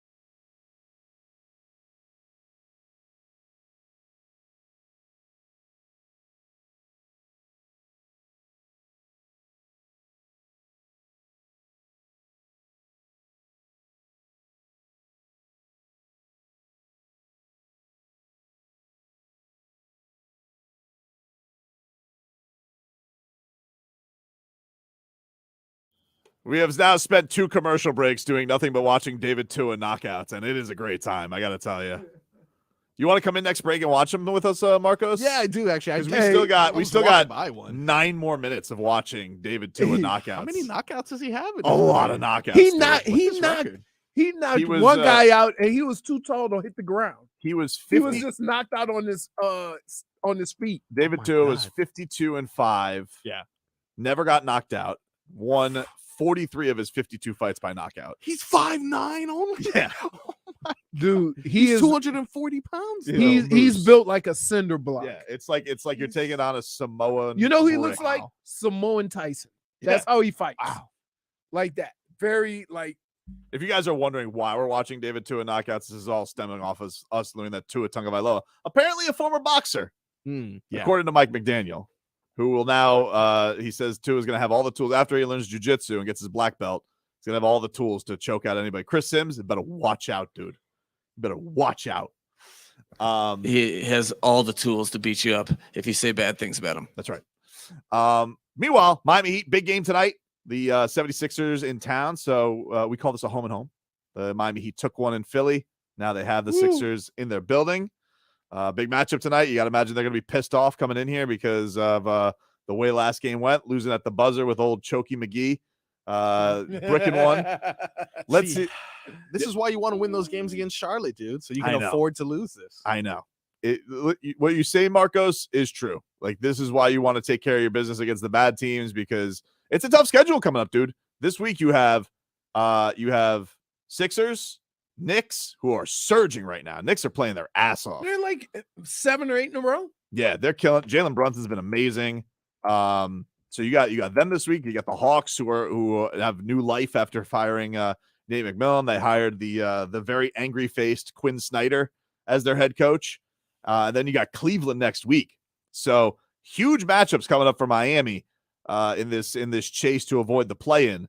Right now, Miami still sits 7th. But here was Bam Adebayo, huge down the stretch against Joel Embiid. And this is what Bam had to say about trying to limit the Sixers' big man. You got to know Joel's going to touch it at some point, and then it's coming right at you. I made a great play. It's good when you have shooting slumps like that or shooting struggles, and you keep fighting and you keep believing in yourself, and then you somehow get in the moment where you make one of the biggest plays of the game. That's what it's about being when you're a two-way player. We expect you to get it done on both sides. What most pleased you about the fact that you guys were able to stand front for the majority of the game, and then when it's nip and tuck, you got what you needed either at the free throw line or otherwise, plus obviously the defensive play? I felt like everybody contributed in this game tonight. Obviously, Jimmy almost had a triple-double, so that indicates, we were definitely sharing the ball and making shots tonight. It felt like everybody was in rhythm. What's impressed you most about what Cody's been able to do just in these 3 games after not playing pretty much all season? He plays hard. That's the one thing, off rip I know about Cody. He plays hard, and he plays to win. Hey, that's all he needs to say. He's one of those guys. He's not really mad if he doesn't get touches or not. The biggest thing for him, I feel like he just wants wins. Every game is important now, but just the opportunity now to go home for 6 straight games against 6 good teams too. How important are these next few weeks? It's going to be a big week for us coming up. I feel like we can handle that. We've had such a up and down season. But I feel like we're getting, this game could be the start to running off 6 in a row. So we just build from here and go step by step. Ooh, I love the ballet music there. That's Bam Adebayo after the Heat's win over the Sixers. Back at it tonight, 6:15 pre-Heat with Alejandro Solana. The only thing that was missing in that interview is if Bam would have just yelled, intangibles! Because he gave the whole definition of it, right? Well, doesn't need the ball, motor, plays hard, high motor. Dude, Cody Zeller's motor, high. I think that's the most shocking thing, right? That seeing him play is I didn't know he was that active. It is interesting. You do have all these role guys and they're on terrible teams. And he spent most of his career in Charlotte and like, oh, now I get to be in a winning organization, or I get to be a chance to be a part of a contender. It's got to be nice. Yeah. You know, your intangibles can show through. So how much longer does K-Love have? You gave him 2 games before you start ripping. Great game last game, though. Great first half. But a home debut tonight, you know, looking forward to seeing my guy Love. You know, a couple kicks, gets his first intro tonight from Mike. Are you excited to hear how Mike Bonte says his name? What's that song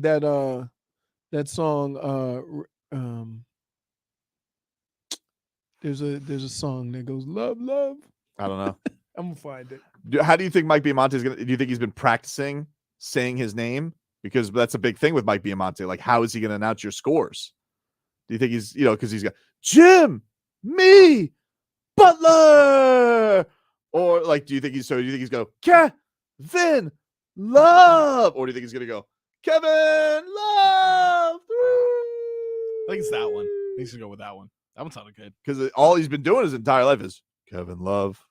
True. He's only done road voice for Kevin Love. This home debut, it's a big one. What if he does something different? What do you think? Like, how would you imagine? What if he's like Kevin Love? Ooh, I like that. I like that. I like that. What if the whole crowd does it? I don't know. Too much? No, never enough for him. Listen, he's definitely. You think he's been trying out a few options? Who do you think he bounces this off? Do you think there's like a Bernie? He just talks that with Bernie. Bernie, what do you think about Love? Or do you just like Kevin Love? Just keep it monotone. Like, what do you keep it one tune, or do you think I go up and down a river, Bernie? What are you thinking? Bernie just looks at him with his giant green basketball nose and just shrugs. Just shrugs. Perfect. You have a whole little. I just wonder. These are the big decisions I want to know tonight when I'm boots on the ground. Mm-hmm. What problem? I mean, I got to be honest with you. Yeah. All the things that we've talked about today. This is the least interesting. This is the most tolerable. Oh, okay, great. I think he just wants to get back to watching David Tua knockouts. I think so. He's enjoying that. Wait on commercial break. We've just been watching that. JPEG, do you want to watch David Tua knockouts? So they're really fun. Yeah, I mean, invite me to the party, I guess. You can just get on over here. We can all watch this David Tua knocking out people from the 90s. It's a great time. Nice. It's a fun. There's something about 90s boxing with that old HBO Boxing After Dark. It's just a beaut, you know. Why does it have to be after dark? What was going on back then? Like, I don't know. Because like old UFC was crazy. Like, oh yeah. I don't know. Boxing After Dark, that was just a thing. It was it was bad. Like, that was the thing. Wow. And they had the cool intro, and there was a boxer like howling at the moon. And then they go to Jim Lampley and Larry Merchant, and you know, boxing. I'll take it on regular TV. Yeah, it was a fun time. Fun time. But they never, keep in mind, they do the same thing now.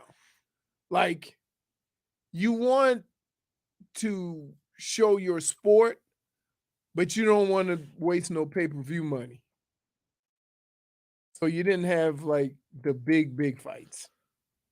Because he's got that thing, Mike Biamonte, like, because the one you did, do what you were doing again? Kevin Love. It kind of does that for too many steps. You see? So he's got that in his repertoire already. I think Mike Biamonte could pull that off. Yeah. I like it, man. It's a lot of breath, though, if he hits a 3. Because it's Kevin. Yeah. He's going to have to change. Listen, he's a professional. He knows what to do. Yeah. I think, he's got to get. What's your favorite one that he does? Is it Jimmy? Everybody loves Jimmy. Even Victor Oladipo likes when he does Jim, me, Butler. What about Dos Minutos? Oh, that's a classic, Come on. of course. Yeah. For sure. He's My the man. favorite is always too many steps. Yeah. I thought you were going to say it was Tobin's a fraud when he says that. I thought that was going to be your favorite Mike Biamonte. I was thinking of one. There was too many. Tobin's a fraud. Hey, man. Tobin's a show pony. Back after this.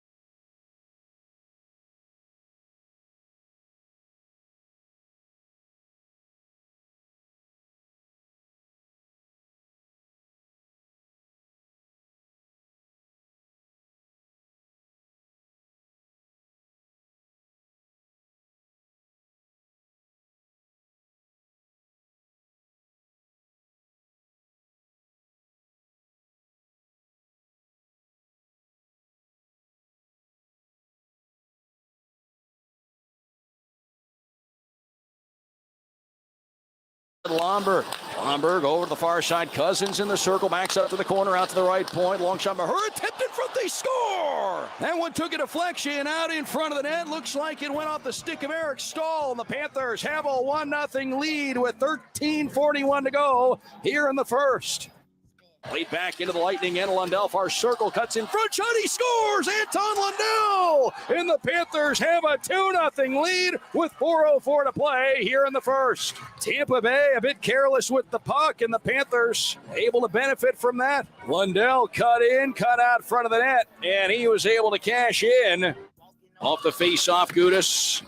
Off the glass, far side, Luostarinen looks to Eric Stahl. Eric Stahl in front. Anthony Duclair on the empty net. He scores, and Anthony Duclair seals it for the Panthers tonight. It's 4-1, and Anthony Duclair with the empty net goal.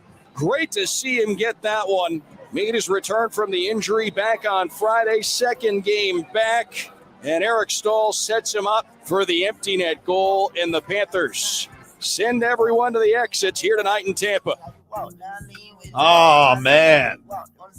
You hear Top Cats fan Kodak Black bringing us on in. You know it's time for some cat talk here on the ticket. Brought to us by our friends at Celsius. Hockey fans, don't sit this one out. When it's game time, make Celsius a part of your play and get that energy up. I got to be honest with you. I had one. It kind of feels like my heart is racing a little bit, so that means I'm taking another one, dude, because we got some more Goran Dragić talk coming up later. Anyway, and Rats up a ship later this hour. But listen, when it's game time, make Celsius a part of your play. Get that energy up. Game day is fueled by Celsius Essential Energy Drink, the official energy drink of the Florida Panthers. Panthers win last night, 4-1 over those rat bastard Tampa Bay Lightning. Panthers jumped out to a 3-0 lead. A lot of goals disallowed, though, yesterday. That was something that was kind of crazy. There was I think Paul Maurice won 2 coaches. They had one taken back on him. And then Paul Maurice had to win 2 challenges to wipe a couple of goals off. You can't goalie interfere, dude. Leroy, don't interfere with Bobrovsky, okay? Don't go out there and be intervening, interfering, whatever it may be with Sergei. But as you heard, Doug Plagans, you had Duclair get the cherry on top with the end. But he also set up, I think it was their 3rd goal. Dude's looking fast, man. Duclair's speed is back. He looked healthy. He looked disruptive. And these last few games, Panthers have been putting a lot of pucks on the net. Leroy, a lot of pucks on the net, dude. They've been lighting up these goalies. It's starting It's not – don't you get tired of them getting outshot 20-3? Yeah, I like this. I like seeing this. And yesterday, also a milestone from my guy, Sergei Bobrovsky. Ooh. He became the all-time – this is really cool – winningest Russian goalie in NHL history. Goosies. That's pretty cool. Look at that. How about that? How about that? Leroy, my guy, Sergei. He's been playing good, man. He's been playing good. Can I just – yes, he has. But you play long enough, you're bound to get some records. Come on, man. Oh no, he's been. I admit it. He's been playing good. That is a treasured nation hold of on. hockey. Let me explain something to you. First of all, most of the Russians score. They don't play There's goalie. Russian goalies. Vasilevsky. Okay. Let me say this to you, okay? Because I remember having this conversation with you before about a guy who is. I don't know. What are you referring to? It just you have the same conversation about another guy and you wouldn't buying it. That dude, he's I'm trying to think of the name. That's what I missed. I don't think you do. I think you No, just I want to do. No, discredit Bob. no. Can we hear no. from Bob, J-Fig? Can we bring up Sergei after the game? Let's hear from maybe Leroy. That name will pop into his head. Here is Sergei. When you now have the most wins in the league for a Russian-born goaltender, what is the significance of a milestone like that? Yeah, it's definitely big, but I never even dream about. But yeah, it takes lots of work by my teammates, and thanks God for that. I'm just fortunate enough to live in this body, and the rest the God gave me. So. What impressed you most about your team's win here tonight? It was I thought we defend very well in the third period, especially we come together, and even in the second period, the back checks, like the block shots, they just like the feeling of like how we as a unit, we defend as a unit. So that's the huge thing for us, and hopefully we can keep that going. You did mention that third period. What was your mentality down the stretch, especially when your team was shorthanded there? Yeah, it's just like one shot at a time. We know how dangerous they are on the power play, on the offensive side of the game. So it's take all of us. Like everybody we're on the same page. And we beat really good team. Your team is 4-2-2 in the regular season here at Emily Arena since the 2021 season. How much more comfortable are you and the team playing in this environment? Yeah, it's a great building. Fans give the create the good atmosphere. It's electric. It's so much fun to play here, and even more fun to win. Their fans are rat bastards who come to our building and beat up Victor Iret. That win was for Victor. That was for the rat. That was for the rat. That was for the rat.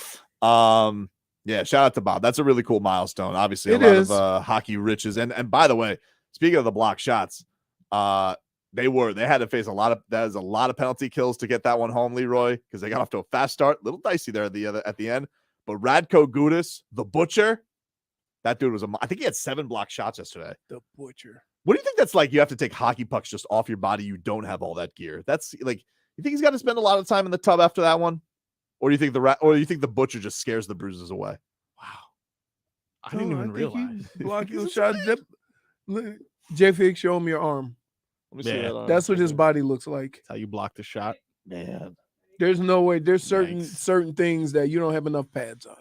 It doesn't. I really would like to. If there has been if anybody at Bally or Panthers could send me if there's a behind the scenes Radko Gudas, I need to know more about this man. I'm fascinated by the Butcher. Oh, you're getting spoiled now. You got the Andy Ellisberg. Now you're Yeah, I want backstory on the Butcher because he beats people up. Yeah, and he blocks shots. He wears a fedora to the games. Like he's just more of a man than all of us. So shout out to Radko Gudas. Definite mob member for sure. Yeah, no, it's too much. Yep. He'd whoop all of our. He's got this. What does the Mike McDaniel say? He has the skills to beat you up if you say something bad about him. For sure. That's Radko Gudas. Yeah, that's what he has. He has a certain set of skills.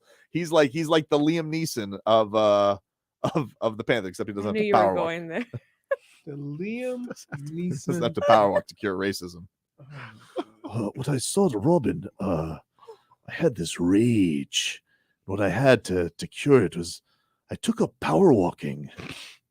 Is that the most ridiculous pretty much excuse of all time? Yes, it is. Speaking of Kodak Black, by the way, let's get to some more headlines here brought to you by the new Palmetto Ford Truck Supercenter. Why buy your truck at a car store? Palmetto Ford? We know trucks, and I'm getting ready to take this truck. To where?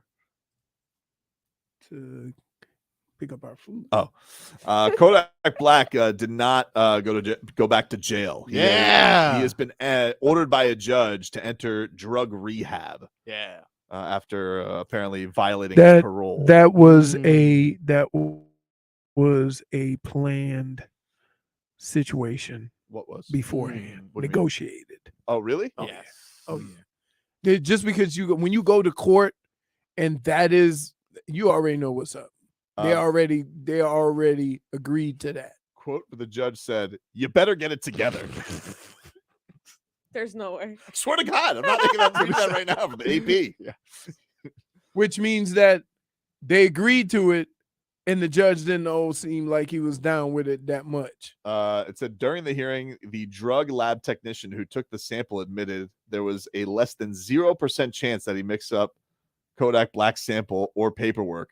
The rapper's lawyer, Bradford Cohen, was the first to suggest that the technician was too starstruck to keep his professionalism in order. Wow. It's possible. You know? You never know. Is it possible? Let me ask you something. Mr. Technician? Yeah. You a fan of Walk Spin? Well, I mean, of course, it's a bop. He goes, it is, isn't it? So you're telling me that even though Mr. Kodak Black here had himself a bop that you yourself admit that you love, no chance at all that you messed up the samples. Well, I mean, I don't think. Oh, you don't think? I rest my case, Your Honor. Let's just get to the plea deal. This guy doesn't even think. It's got Better Call Saul just getting hitting him up. Starstruck. Just handling P, dude. Guy goes a less than 0% chance. It's always the guy handling P. Because you want to know something? Yep. Here's the thing. They've used that excuse a lot. The guy handling the P. For sure. Baseball uses it. Ryan Braun used it. Plenty. Yeah, he had to. Really?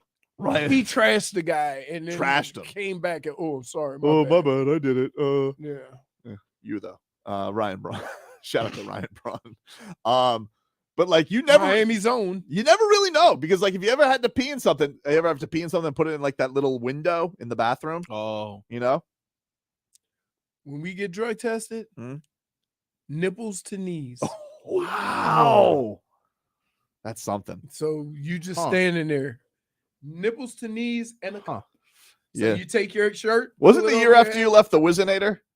Yeah. Ooh. Right after Leroy got there, all the fun hit the Vikings. The You know what? Wizinator and the sex Minnesota was boat. crazy. Can I just tell you,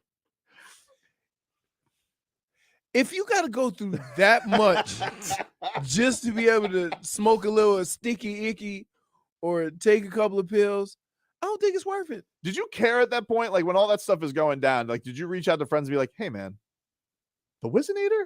Who knows Well, about this? because here's the deal.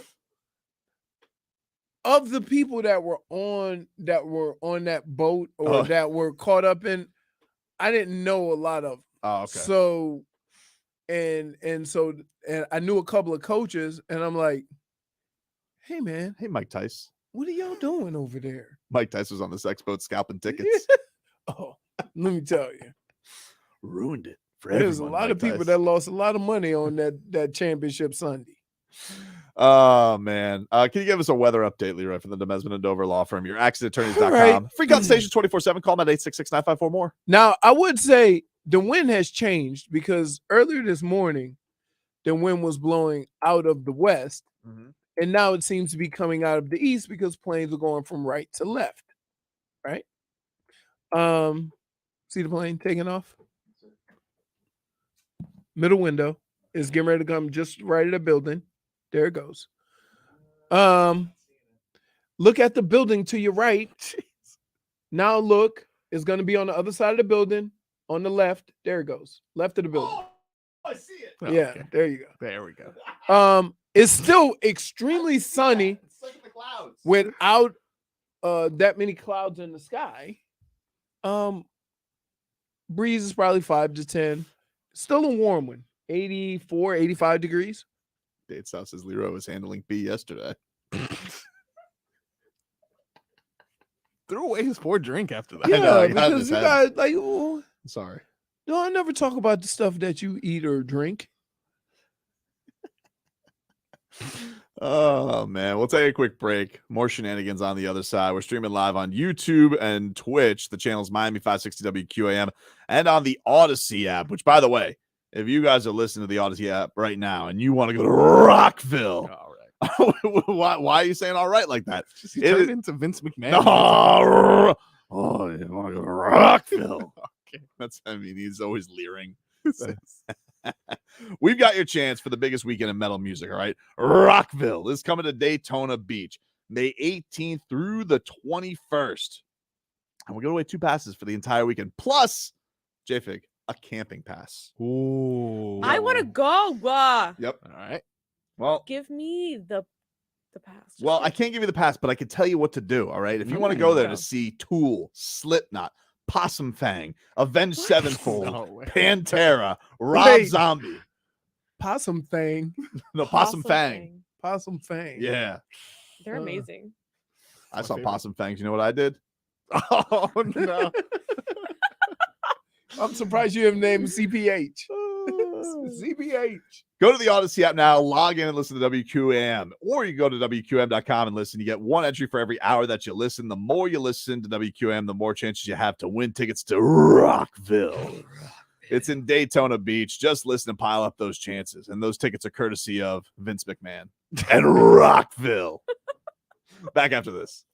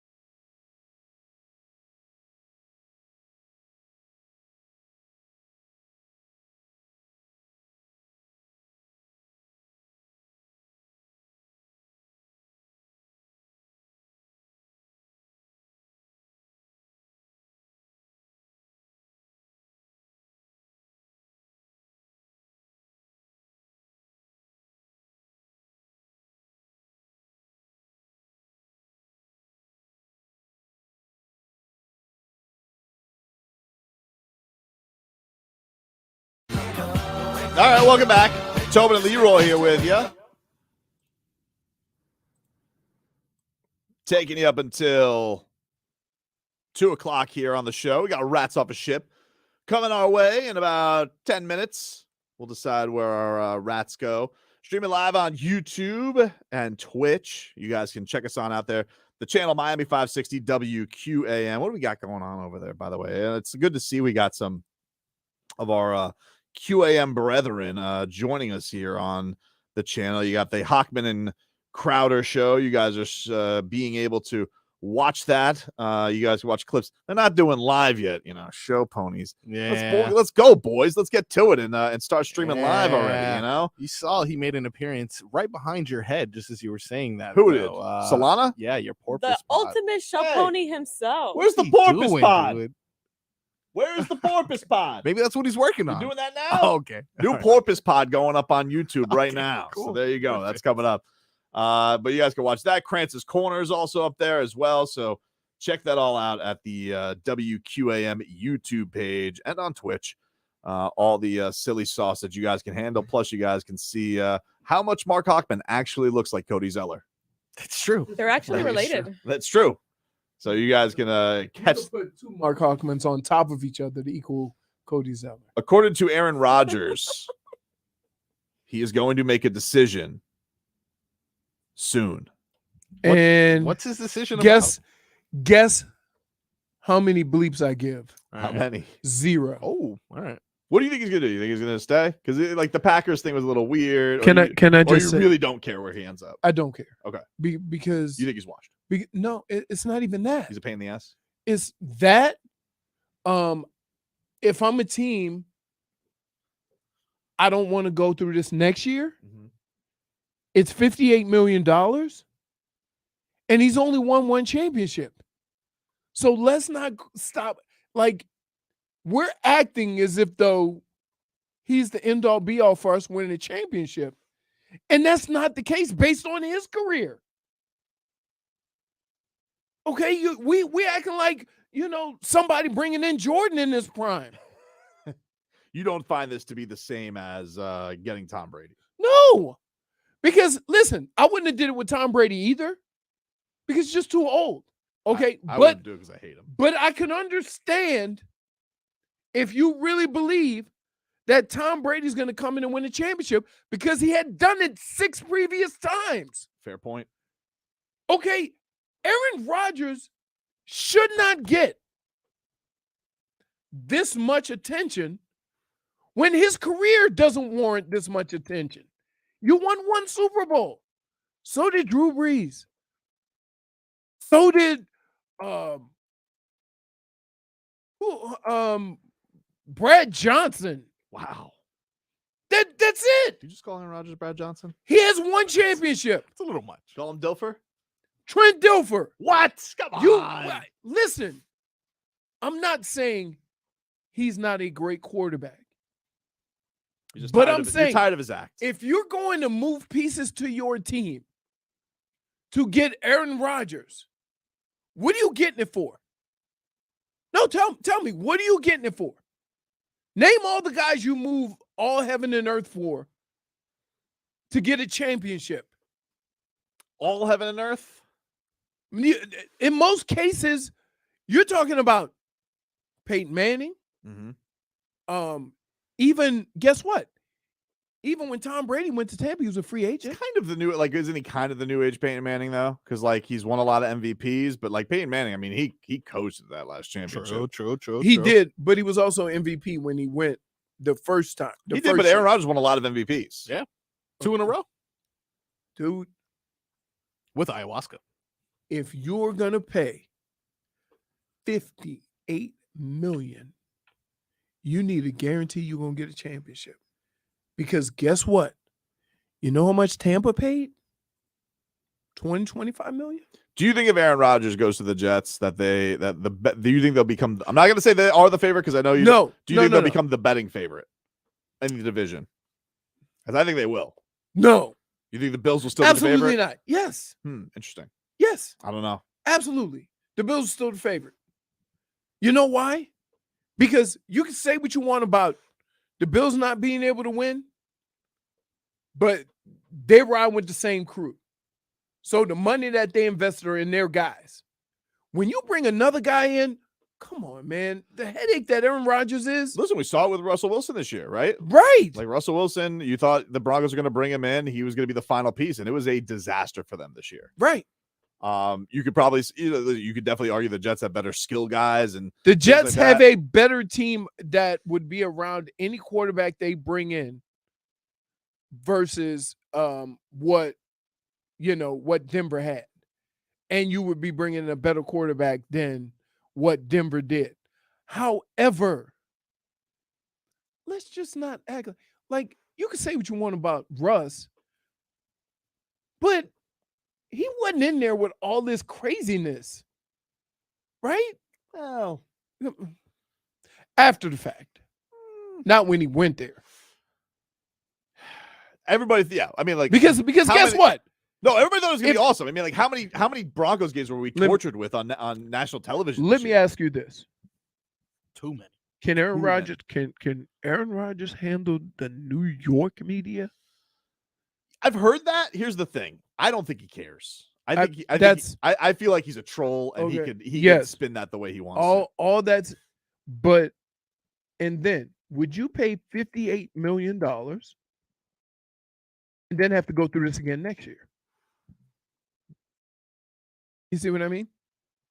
No, that team's too young to have somebody that old with those issues leading that team. They're in the ayahuasca. That's not even. He get the $58 million. He can go on another spirit quest. He does have his coach though. There, old Hackett's the OC, so he's got his guy. And oh, you can have whatever coach you want. You think Aaron Rodgers is not going to be Aaron Rodgers? If you have a young team, that is the best case scenario and the worst case scenario. Because you bring in a guy who you know is a veteran, knows how to play the position, knows how to lead a team, but could get to a point where he just don't care. Aaron Rodgers said on the Aubrey Marcus podcast. Who's that? I think he's like a fitness guy. I feel really good about the conversations that are going to be had and that have been had with the important people in my life that have helped me. But none of them are football players or teammates, right? No football conversations. I'm not looking for somebody to tell me what the answer is. All the answers are right inside me. And I touched on many of them, and definitely the feelings on both sides during the darkness. I'm thankful for that time. There's a finality to this decision, and I don't make it lightly. Dude, let me tell you what he needs to do. With all them feelings he having, grab your iPhone or whatever phone you use, go take a poop and be done with it. I'm just saying, you sound like you got bubble guts. Pooping in the dark is freeing. Huh? No, you're on the phone, so you're not in the dark. I don't know. Leroy didn't feel so freeing last time. That's true. Oh, I couldn't find my way around. I was like, very scared. Very dark down there. Unlike Marcos, who got my own room. He got his own. Aaron Rodgers also said, I don't want to drag anybody around. Look, I'm answering questions about it because they asked about it. I'm talking about it because it's important to me. If you don't like it, if you think it's drama, you think I'm being a diva or whatever, just tune it out. That's fine. But this is my life. It's important to me. And I'll make a decision soon enough. And then we'll go down the road and be really excited about it. Hey, which is what I did. He said, if you're tired of it and you don't want, then just turn it off, which I did. Don't care. Right? Because here's what's going to happen. Whoever decides to take on all of this, right, is going to be miserable because you're going to have to do it again after next year. I mean, unless it works out, though. That's the thing. Like if it works out, you think you're going to run it back. If it works, and you're going to wait half the summer for him to make a decision. Yeah, but if it works out, if it did work out, if it was good, if the Jets go and win playoff games with him, like I think you're not even saying championship. Anybody else, you would say a championship. Oh yeah. But anyone else, but you said for him, the worst person to say it for. If he goes and win playoff games, hell, his best opportunity to win a championship is with Green Bay. You don't want to hear that, but you don't have to go through the gauntlet that is the AFC. That's true. So his best chance of winning a championship, if that's what it was about, is with the team he's with. So the fact that he would choose to leave that means wherever else he goes and understands all of the stuff that he has to do to win the championship, he doesn't care. He just doesn't want to be in Green Bay. If it's about winning a championship, his best chance is in Green Bay dealing with the NFC. We'll take a quick break. Time to get to our favorite Wednesday game. Rats of a Ship is next.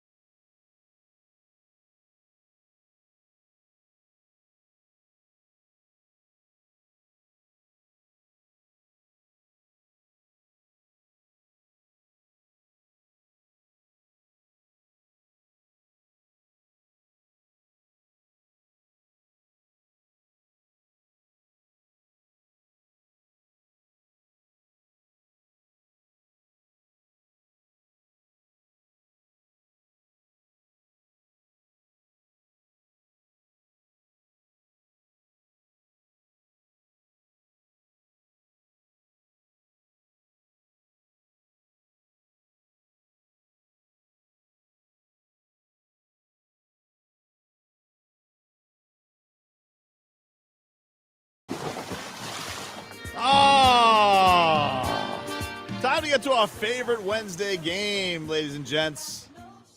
Rats off a ship. Rats off a ship. JFig will give us some topics. We'll tell you where our rats are and all of that. Let's get to it, JFig. What do we got today for rats off a ship? All right, guys. Number 1. Cutting Big Yurt and or Haywood Highsmith for Gogi. She's coming out with the hammers early on. Nice, Wow. JFig is coming out with the haymakers. Okay. Let me just say, All right. I love both of these guys. Okay. This is not going to go well. I love Haywood Highsmith, friend of the show. Rubbing their back. He is heat Right before culture you push him out through the and door. through. Before you answer, Tobin. Oh, yeah. You know what? I -1 already for know. leaning. For sure. Okay. That Me? is already. Oh, No, Leroy. no, Yeah, no, yeah, yeah. yeah. Leroy. Well, I can't see you. Good. Good on you, -1 JFig. for leaning out. All of the right, you camera. may proceed. Yes. I love Haywood Highsmith, friend of the show. I really dig what he's able to bring from a defensive standpoint. However, Uh-oh. So I don't want to get rid of him. Nice. Mature. However, if it meant Okay. getting Gogi and we weren't going to cut Big Yurt, you could have a conversation with me. Big Yurt, listen, who interviewed at Media Day last year, baby? Nobody. Me. That's it.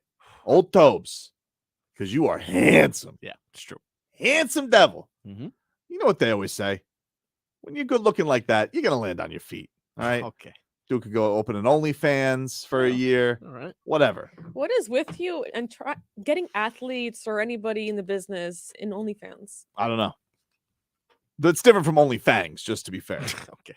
Sure. However, I'm not rats off a ship because I love Gogi. I would say of most beloved Heat players, he's in the top 5 for me. I love him. Wow. And if it meant getting Gogi back, I'm going to have to make a tough choice. So I can't be rats off a ship. Leroy? rats off a ship. Oh, okay. Rats off a I'm not ship. trading any. I'm not dumping any of those guys for Gogi to sit in their spot. Why not? JFig? You're hurting Tobin, Leroy. I knew he was going to say that. I'm curious what you say, JFig. You love Gogi. You're a Heat lifer. All right. You love Omer Yurtseven and you love Haywood Highsmith. So what say you? If you could have Goran Dragić, but it meant you had to dump one of those two, where do your rats lie on this? They're swimming. They're rats off a ship. Wow. I apologize. No here. interest in Gogi? Rats off a ship. Just like that? Yikes. I love him, but sorry, Tobes. Jeez. All right. Do you really Marcos, think that's gonna happen? do I think it's going to happen? Do you No, think I don't. that would actually happen? I don't think it's going to Okay, happen. so you know what? My realistic rats are gonna be swimming. So I don't think it's going to happen. I think that I all of Leroy's points are sound, logical, and will likely be the direction the Heat franchise goes in. But I don't march to those drums. I don't march to that beat. I go with my heart. And so my then heart, why does your caption say brick back Goran? because I'm a bad speller. Okay. I've been waiting for a very long time to just bring this up. All right. Surprised that hasn't been said like 9 times on I don't know. Marcos, where are your rats on this? Based off the depth, all right, we don't really need big yurts. So I'm not rats off a ship, man. I think we need more depth at point guard, and that's the only reason why I'm not rats off a ship. Fixed it. Hit the Wow. So you can spell that, can you? Wow. All right. Put that there in the you see my new caption, Leroy? Come on. What's number 2, JFig? Florio and Chris Sims being cringe with Mike McDaniel. Did you see this? I did not. So Mike McDaniel shows up to the Pro Football Talk Live, right? And he's swagged up because he's Mike McDaniel. You know, he's got his nice sweater. He's got his Yeezys on or whatever shoe wear he has on. And these guys are being just all weird about him not dressing like in the typical coach's polo and all that stuff. And so Mike McDaniel was like, all right, you know, What's that old man for? Oh man. Well, what is that old man for? Yeah. I'll tell you what that old man Seems for, layered. sir. It is layered. You're the best dressed coach. You came in here looking like Johnny Miami with great outfit. I just don't see any coaches like that. So I was gonna go, oh man, this guy, look at him, Miami coaches money. That's what I was coming in. Can't with. hide money. That's right. Not trying to. Spend a lot of life poor. That's right. It's a very good answer. Yeah. Right. You got some money, now, you might as well spend it. Yeah. Yeah, I hear you. Okay, good way to start it. Ugh, I'm uncomfortable. uncomfortable. Just like, first of all, like Mike put a good spin on it, but mind your business. why are you coming in? Yeah. Not trying to. I yeah. felt like hiding just listening to Yeah, that. I wanted to like crawl under my desk. That was weird. I'm just rats off a ship on those two in general. Me too. Yeah, Rats off a ship. Cannonball. Rats off a ship. Yeah. Rats off a ship. Yeah. Rats off a ship. Stop it right now. What else we got, J-Fig? What's was number rough, 3? dude. That was weird. You know That what? It very was so weird. rough that Ugh. Leroy left the room. I understand. Okay? No, I was on the 8-minute timer and I got 1 minute left. I understand. All right. Does that mean he has to poop? Is this the potty? Oh, okay. Is you know it what? I'm really? glad that we are on the same page. Is he here. pooping? I don't know. know. He's either that or He's gonna getting use that food. bathroom you showed him. What's number 3, J-Fig? My bathroom. The World the World Baseball Classic. Ooh. Oh, I'm not rats off a ship on the World Baseball Classic. I No love the way. World Baseball Classic. I'm excited to see Sandman around the corner, for Team DR. I'm excited about that. Nice. I'm honestly a little bummed for Jazz Chisholm. He doesn't get they blocked him from doing it this year. What? Yeah, 'Cause but he's I too can kind important? of understand why. Yeah, because he was going to play for I think England. Which in hindsight, I mean, like who's playing first base? Tommy Fury, you know. But no, I love the World Keep Baseball Classic. slandering him, don't you? It's just it's a cry. bit much. It's a bit much the way he reacted. You got to agree with that, JP. Come on. What is this with me legacy? I saw him land with the belt. Like I brought the He belt was- home. He was. I know he like brought the belt over his shoulder. I'm like, dude, that's a fake belt. That's a fake belt. It's a fake belt. It's an I beat a YouTuber belt. It's embarrassing. J-Fig, what about you? What about you? World Baseball Classic? Where are You your know what? rats on I'm that? not rats off a ship. Pretty excited for that. Marcos, you're not the biggest baseball guy in the world. What about a No. classic of the world of baseball? This is fun though. It's a fun environment, man. Even if you don't like baseball, it's just a fun thing to be around. So I as well am not rats off a ship on it. All right. What's number 4, J-Fig? Sorry, I'm here handling. Not a problem. two Who's making you do screens. extra stuff? Huh? Everyone. Who's making you do extra stuff? Is it Galen? I have 7, 8, 9, 10 tabs open. Okay? Whoa! There's a lot going on over here. Hmm. All right, number 4, Me John too. Jones winning the heavyweight title on Saturday. Wow, this is a tough one.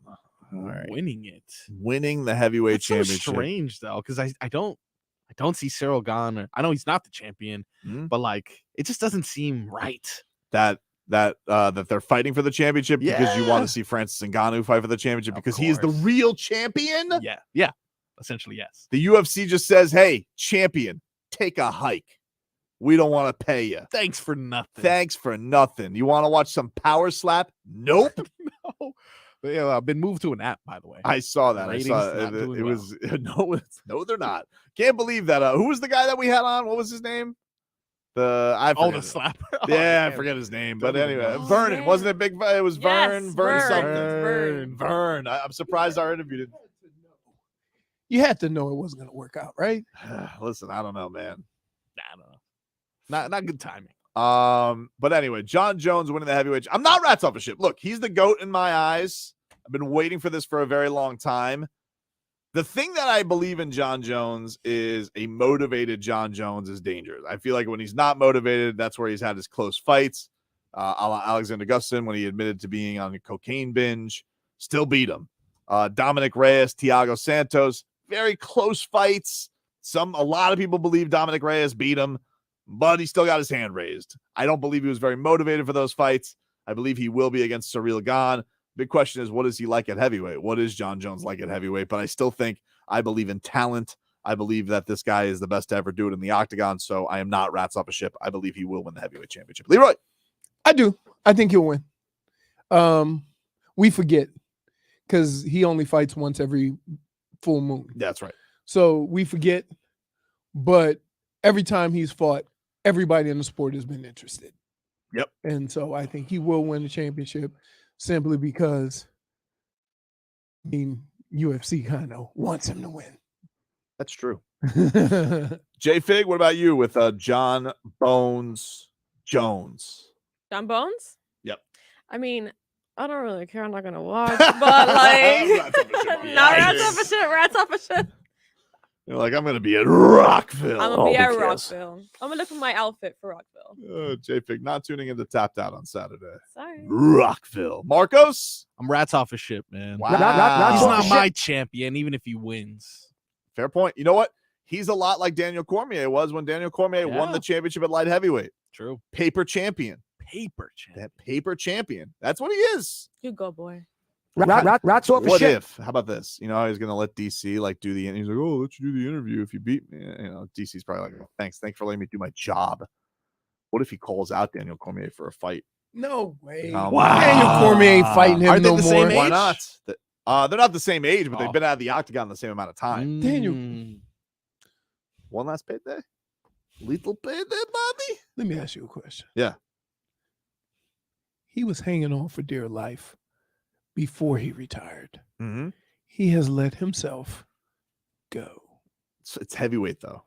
It's heavyweight. Could you imagine 5'10", 253 pounds? Well, it has happened before with the biggins. Not like that, though. know. Most of the biggins were 6'5", 6'4", 6'5", right?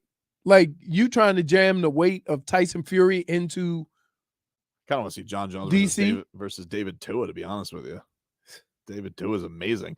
What is our final topic for today, J Fig, on Rats Off a Ship? GMs denying trade rumors. Duke Tobin denies the Bengals want to trade T. Higgins. I saw this yesterday. And Tom Telesco denies the Chargers want to trade Keenan Allen. Sorry. I'm just going to go Rats Off a Ship because most of the time when GMs deny trade rumors, it's true. They're lying. So right. I'm going to go Rats Off a Ship, even though it hurts me to tell Duke Tobin, a fellow Tobin, that he's a liar. I feel like if one's lying more than the other, it's the Bengals, because I do feel like Keenan Allen is like a Chargers lifer. Right. You know, I just feel like they're going to have to make a choice with their receivers. They have three guys, and they're going to have to, they maybe can only pay two of them. Yeah. So that's where that comes in. But I would say this is that Keenan Allen's getting a little longer in the tooth. True. So if you can get something for him and not have to pay him 15, 20 million, then you do it. And it has nothing to do with being a lifer, but just where you are in your career. I like how you guys on the chat think you're so cute. Oh, Tobin denying? Not surprised. I'm not related First to thing him. I thought about, to be honest. RVA Richie. Tobins like to embellish a lot. Bastards. J Fig, what about you? You believe Duke Tobin and I'm Tom rats off the Telesco? ship. Oh, wow. Rats off a Who believes Tobins? Marcos? I only believe Mrs. Tobin and one of the children. I won't say which. Rats off a ship. My son is killing me lately. He wants to be a YouTuber now, but his YouTube, he wants to be like all these YouTubers who just have so people watch him play video games. That's just what he wants. You know, like, they don't even just do that. open him a Twitch. This is what he That's wants me to do, possible. and I'm like, I don't know how I feel about you interacting with the internet. Yeah, no, I You're wouldn't. 7. It's really different now. Now they watch people just hang out. He was yesterday. He made me film him playing Splatoon. All right, this is weird. And then he's like, all right. And then like he's like Spielberg. So we come in, he goes, okay. He knows like I load the video into my computer. He goes, edit that, cut that. I'm like, wow, dude. Hey, Munchkin. Like I got other things to work on right now. I have a half hour of Mike McDaniel press conference to come through. Yeah. I can't edit you playing Splatoon. Wow. Well, you did it He for wants Sophie. you to edit. He wants you to edit. Edit, yes. I know. She did the same thing. You did work the for him whole now. Sophie thing. with the I know. You did an interview on her show. But this is the thing. This is my profession. They think I should just do it for free. Yep. I should just edit stuff. Are for you them. going to charge your children? I should charge. You them. should charge. I them. should What are you going to them. charge? With them? chores I With don't know. chores. I don't Charge them know. with chores. Tell them good grades. or good behavior. They don't have any money. Good grades. He gets good grades. Get their money. I mean, does he even get grades? He's still getting 1, 2, and 3. I don't know. I got Candy? I got him in No, class don't dojo. diminish He got a his star brilliant point. power. Whatever the hell that means. Brilliant point. Now Yeah. it's yours. Oh, is that the same as finish him? I don't know. Wouldn't We'll that be take a quick break. Tommy's first match. He right at the end of it, he goes, "Finish him." Schmeeth and Schmelnick says, "Little Tobin plays Splatoon. His dad is just a buffoon." Give him a point, and we'll go to break. Point for Twitcher.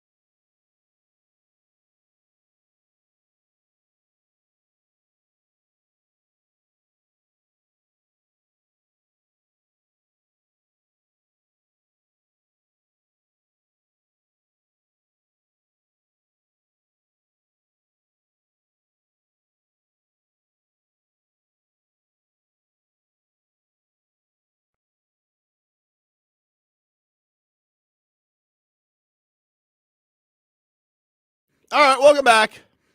Tobin and Leroy here with you on 560 WQAM. Take you up until 2 o'clock, final hour of the show. If you missed any of it, you can get the Tobin and Leroy podcast available for you on all podcast platforms. And, of course, you can watch the show at Miami 560 WQAM on YouTube and Twitch. And check that on out. Let's get some headlines here brought to you by the new Palmetto Ford Truck Super Center. Why buy your truck at a car store? Palmetto Ford. There you go. So Leroy got us. We had Chinese food today. Delicious. Yeah. That General Tso's chicken can clear up some sinuses, dude. Look at that. Oh, delicious. Thank you, Leroy. Couple of things.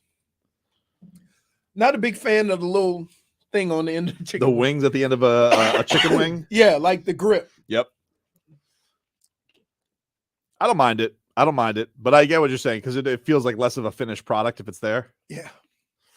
You okay? It sounded like you were just went a couple rounds. Got, Yeah. if you get one of them little peppers, Of course. on your throat. Yeah. So headlines: the Panthers won last night. They beat the Lightning 4-1. Big win for the Cats. They are coming home for seven in a row. Man, that's a long homestand because the Heat, they play the same amount of games. The Heat never get a homestand like that.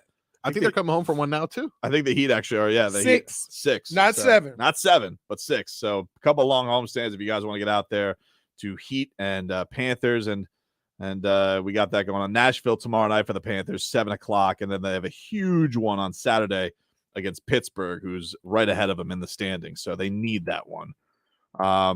Yesterday, they got a nice game from Sergei Bobrovsky, from Radko Gudas. They got it going. Anthony Duclair is back. That's great, too. How's he? Did you watch a lot of the game? I watched the condensed game this morning on YouTube. So like the 15-minute version where and he looked really fast. Okay. He looked really, really fast. I had to deal. The thing that sucked is I had to have the Lightning broadcasters. I do hate that. I want to listen to Goldie and Moeller. Yeah. You know, that's who I want to listen to. Meanwhile, the Heat, they take on the Sixers tonight, 7:30. No Kyle Lowry, remains out with a knee injury. And you have Omer Yurtseven, Nikola Jovic. They are both in Sioux Falls for a little G League assignment. Can you give me this was the end of the last game, Marcos, on Monday. Jimmy Buckets. This was such a masterful basket that he was able to get to give the Heat the lead for Up good. and under and around. Jimmy with the rock. Right wing. Tucker in front. He spins off him. Scoops in reverse. Got it! To go, the kiss from Jimmy Butler, the former Sixer, makes it hurt inside. On PJ, getting through Joel Embiid. Oh, very impressive. Very impressive what this man was able to put through. It was to see where he started Yep. to do the layup and where he ended up shooting it. That was amazing. Hopefully they can keep it going. They had a huge shooting game this last one. 15 from downtown. What was it, since December they haven't had a game like that? Haven't made 15 threes since December. If they could get that tonight, that it just makes it so much easier. Jimmy had the triple-double going, kicking it to all his guys. So if they get 15 again tonight, then we can start. I feel that better. I don't know. Right. How many games of making 10 to 15 threes would you say, okay, we got over that hump? I'm going to need like 4 to 5. The way the season's No, gone. it's just an honest question. I have no idea because especially dealing with you, one good thing happens and you immediately declare we are back. That's true. And then they go 1 for 17 from 3 again. So I'm asking now, beforehand, partly because you my boy and I can, calm you down when you start sending those texts about guys being bums. And 2, I was curious to know, okay, what's the number or what's the amount of games that they can do it to where you would think maybe we've gotten over this hump? Marlins are about to get to spring training action. You have Sandy Alcantara on the hill today, so he'll get a little springtime action to get himself ready for the regular season. Then I believe he will go to, I don't know if he goes right after this to Team DR for the World Baseball Classic, but Is he playing in the he's their ace in the World Classic? Yeah. Okay. which got to be a huge honor for him. Got the Cy Young from Pedro last year. Now this pretty cool for Sandy. Yeah, really cool. Listen, DR. I think we have. I mean, remember the first couple of years it came out, and it was down here. Yep, it was awesome, and we've kind of lost interest in it. We were talking about that. You were getting the food on rat stuff. I like it still. I do like the World Baseball Classic.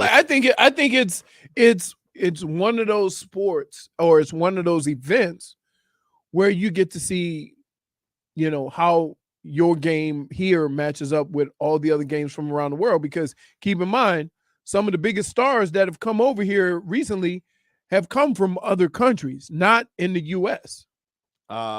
Marcos, can I get Mike McDaniel? He's at the draft. He is searching up and down this roster. Where can they find guys to plug the holes? They don't have a running back under contract right now. He was asked about what he's looking for in running backs. This is what he had to say. What qualities are you looking for as you build this running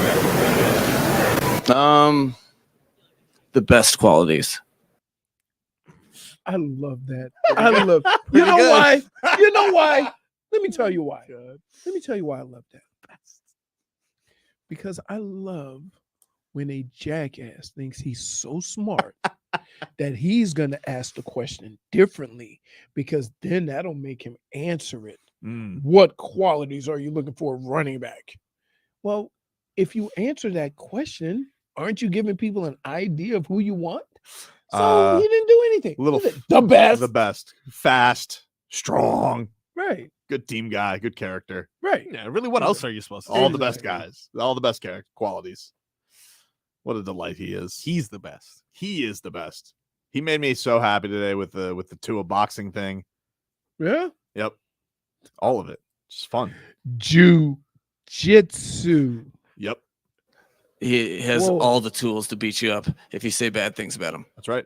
I can't imagine Tua being on the aggressive side of anything. Really? Yeah. I don't know, man. Come on. Why? Because he's so nice? So nice.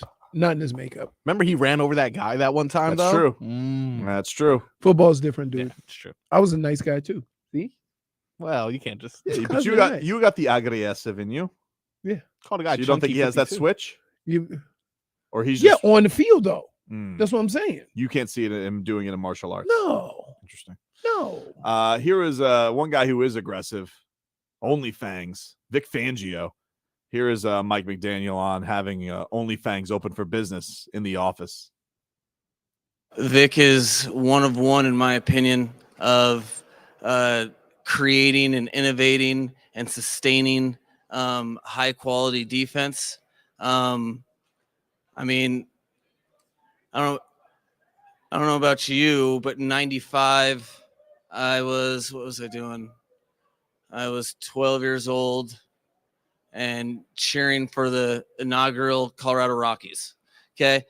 He started coordinating defense at that time, but then has been able to adjust it and to the game, to the things that he's having to defend, and to the players that he has. So I think having the opportunity to add Vic Fangio is as exciting of an opportunity in the offseason I could have. I think all players on defense will benefit from it. What? Have you ever had a dream that you want? I don't like that. You could do so. You want him to do you so much you could do anything. Is that the same thing, dude? It's not samesies. Samesies. Okay, what did he say? Oh, he said things, Vic Some Fangio. of the Rockies? What's he talking about? The Colorado Rockies? Basically, it was saying in a very long-winded way of saying Vic Fangio, old as hell. Old as hell. Old as hell. He was coordinating when I was watching Larry Walker. Yeah. I mean, Rockies actually inaugural season was 93. They did win the wild card though, that 95. Wow, it's impressive. Yep. We won a World Series though. Right? That's right, dude. Take that. That's right, Colorado. Bums. We're idiots. You're thin air. Stupid quarterback. I mean, that's a perfect description. Yeah. That's how I feel. What? You know, when you say, and that when I was watching the Rockies, just out of the blue. Oh, God. I got more. Yeah, I got already benefiting from Fangs. Oh, let's hear from that dude. Just in 1 week in the office with him, had a couple hours of just very gratifying football conversation that I know that's going to help me moving forward from the head coaching position. And on top of that, he was giving me stories on Pat Swilling and Kevin Green and just stuff that from a football historical perspective I very much appreciate. I got to just last week I got to find out when his simulated pressures that he's so famous for, when he what provoked him and what was the advent of that and when it was. That stuff is very interesting, but now you take it a step further, and when you have a guy that is innovating over time, I think the residuals for players are really everything they really sign up for. Residuals. What is that? I mean, they're replaying the games, and how's it getting residuals? Fangio, Still getting money. He gets rights for every time somebody uses one of his schemes. Wow. I mean, come on, dude. Like, I like Mike a lot. I really do. But, whew, What do you mean? it's very hard for me to say this. He talks a lot. He talks so much that I already lose sight of what he's Wait, saying beforehand. what was the question? So I have no idea what I just That heard. was 2.5 straight minutes on. How's it going with Vic Fangio? That was one answer cut into 2 cuts. Who are the names that he brought up to? Kevin Green or something like that? Swilling and Kevin Green. Kevin Green played for San Francisco and he played for Pittsburgh. And Swilling was when the Saints were really good. And the Colorado Rockies, and the answer before. He asked about everything. They asked him a football question, and he started talking about Colorado Rockies. That, like, yeah, man. Wow. What? I also feel in this last response, he did say a lot of, football. We talked a lot of football and, football. And I was like, yeah, all right. Mm-hmm. That was good. Somebody give that guy a gold star. Exactly, dude. I mean, Chapo says he beats around the bush. That's the new coach speak. He does more than beat around the bush, dude. Dude. I mean, he's like, here's the problem. He tries to answer a question you ask him by putting roadblocks on all the comeback questions. Yeah. And it's hard because it makes it sound like you're rambling. Yeah, it's like with Brian Flores. Brian Flores took 90 seconds to say nothing. Mike McDaniel takes 90 seconds to say everything. But they're both in the same spot. They're both trying to just say nothing. But Brian Flores would just be like, no. Vic Fangio, he's a good defensive coordinator. There's a lot of good defensive coordinators, I was a good defensive coordinator, Yeah, but you didn't make 4.5 a year. No, he didn't. That's probably why he's suing.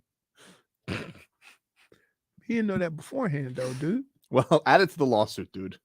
All right. And then they paid this guy $4.5 million. Oh, man. Be back after this.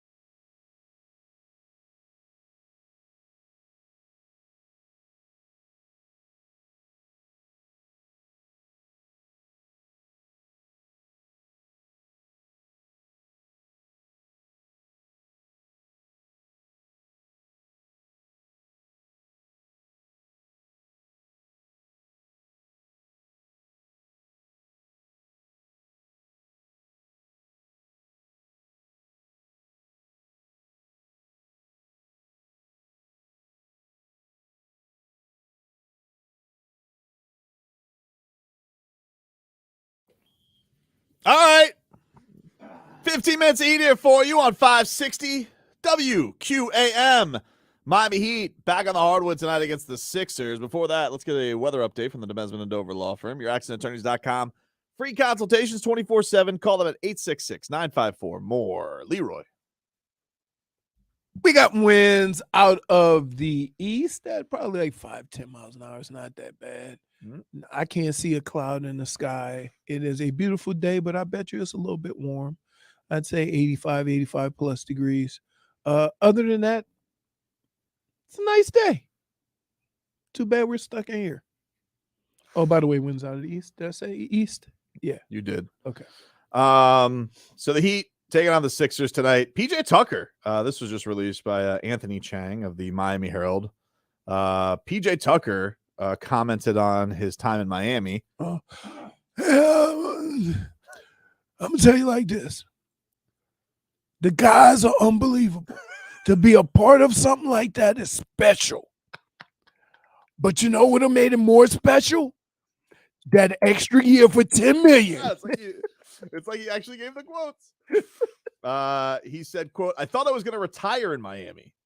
PJ Tucker said to the Miami Herald on Monday as he sat in front of his space in the Philadelphia 76ers locker room. The Heat wanted to bring Tucker back, but was not willing to go as far as the 76ers went. As according to sources close to the situation, Miami offered a max out, fully guaranteed $26.5 million through 3 seasons. Miami's offer maxed out at a fully guaranteed $26.5 million through 3 seasons using the non-bird exception. Tucker said, "I think they wanted negotiations to be a little slower than it was, but just because of the interest right off the bat, nobody thought that I was going to get 3 years. Then I get multiple offers of 3 years, and I was ready to figure it out and move. So PJ Tucker. So he went there for $1 million more a year. Tucker, it says, was Miami was reluctant to use the $10.5 million non-taxpayer mid-level exception to sign him. Why? First, the 3-year deal will end when Tucker turns 40. Second, the contract would have significantly limited other moves that they could have made with Kevin Durant's trade demand still unresolved because of using its. That's what it says. Made a lot of moves, did we? Yeah. Thank God we saved those moves to make them later. Using the non-taxpayer mid-level exception on Tucker would have hard capped the Heat at the apron and would have eliminated the exception used to sign Caleb Martin. Tucker said, "Honestly, I didn't want to leave. I expressed that I didn't want to leave, but their situation and them not wanting to be hard capped, I knew it was going to be a possibility. My family is still in Miami. I obviously want to be there. It didn't work out." Tucker said, "I wanted the full mid-level. I thought I deserved the full mid-level, and that was something that I wanted." Well, you got what you wanted, PJ. Happy? But it was only $1 million a year. Yeah, pretty much. Because what, like, that's, I think it was 3 for 30. Yeah. So, yeah. I mean, plus wait. Selfish. Hold on. Far be it from me to tell somebody it's only $1 million. Yeah. Brokey. Right. Let's see. He says, "I don't fault them at all. I understand they didn't want to be hard capped and wanted to be able to make moves with whatever they thought the team What needed." moves did they make? They didn't make any moves. I know, but I mean, I can understand being The only tied to moves that. the Heat made is put Chicken Kitchen in the building. Did they? No. I was going to say that's a good move. That would have been more exciting than signing Gogi. That is. Hey. That's true, though. I do like Chicken Kitchen. Can you I give like us? Chicken Kitchen, but you know when I quit liking them? What? When they start measuring their chicken. Yeah. They If have you the got- best Got brownies. cheap with it, man.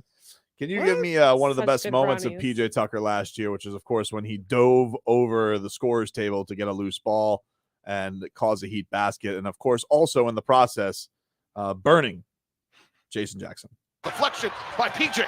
He catches it, keeps it. He's now in my lap. There's hot tea all over my slacks. That is hot water, baby. Yeah. And on the other end, the turnover. It's a shot made by Max with the throwdown. So on dunk in my pants of hot tea for your boy. The greatest call in broadcasting history. He's You imagine how by hot- himself, scorched earth, and he's trying to play it off. It's amazing. It's amazing. That is hot water, baby. Yeah. How did he do that? Like, listen, That was the pain talking. That was the pain. It was just get through it. That was Jason Jackson telling his body, not now. Not now. I got to talk about this Max Strus dunk. It was an amazing play too. Yeah. There's a lot going on because a lot going on. PJ Tucker, he's like, PJ Tucker's on my lap now. Yep. And I'm burning. That was PJ Tucker. He made all effort all the time. Classic. He was really fun to watch. I hate that PJ Tucker's gone until December. He kind of broke down. I did say that. He said, "Oh, I wasn't right since December." It's like, because you never take any games off. I don't understand. He's like the one guy. You're like, "Hey, maintenance program." PJ goes, "Nope." Yeah. Like, why? I would be that way. I would be like that. You wouldn't want to take games off. No, you got to word that way for a little bit, Leroy. Then you recently changed that with your thumb surgery. Yeah, like I don't miss a lot of days here. I mean, take more days. I used to work all the holidays. Yep. Then I realized, sometimes when you get up and you set a path to excellence, you look and see what things you need to do to get there. And I realized working on holidays ain't one of them. It clearly doesn't put you ahead of the game, doesn't put you behind the 8-ball. So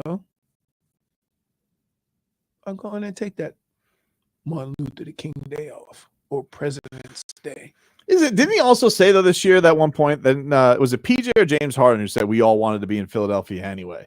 Is he talking out of both sides of his mouth? No one really wants to be in Philadelphia. I'm wondering about that. I mean, I think a lot of athletes could avoid like all this stuff by just saying I want to go to where I think we can win.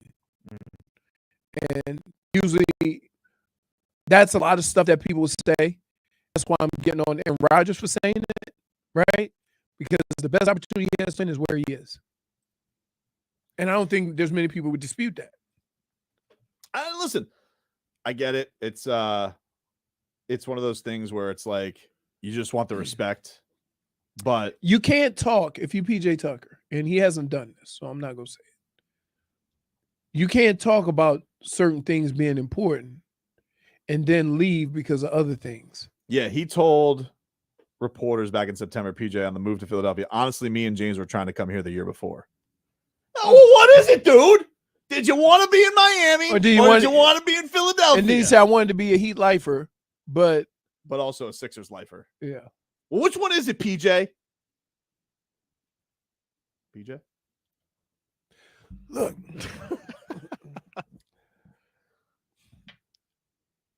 You can have it both ways. Okay. Me and James, we made a decision. We wanted to go and play with Joel Embiid. However, things change. He was in Brooklyn, or he was, doing what he does. They had their issues. So I went to Miami. Then I thought, I'm going to be in this place forever. It is beautiful. But guess what? Things changed again. Me and Harden, we together, baby. Wow, I've never heard you like that, PJ. All right, well, Heat Sixers tonight, 6:15 pre-Heat with Alejandro Solana, 6:30, or 7 o'clock, you have Tommy Ty get you going with the Miami Heat audio experience pregame show, and then, of course, Heat Sixers, 7:30 tip-off from Miami-Dade Arena. You, of course, could hear that tonight on 560 WQAM. We'll wrap things up on the other side. Streaming live on the Odyssey app and at YouTube and Twitch. Miami 560 WQM is the channel. Back up to this.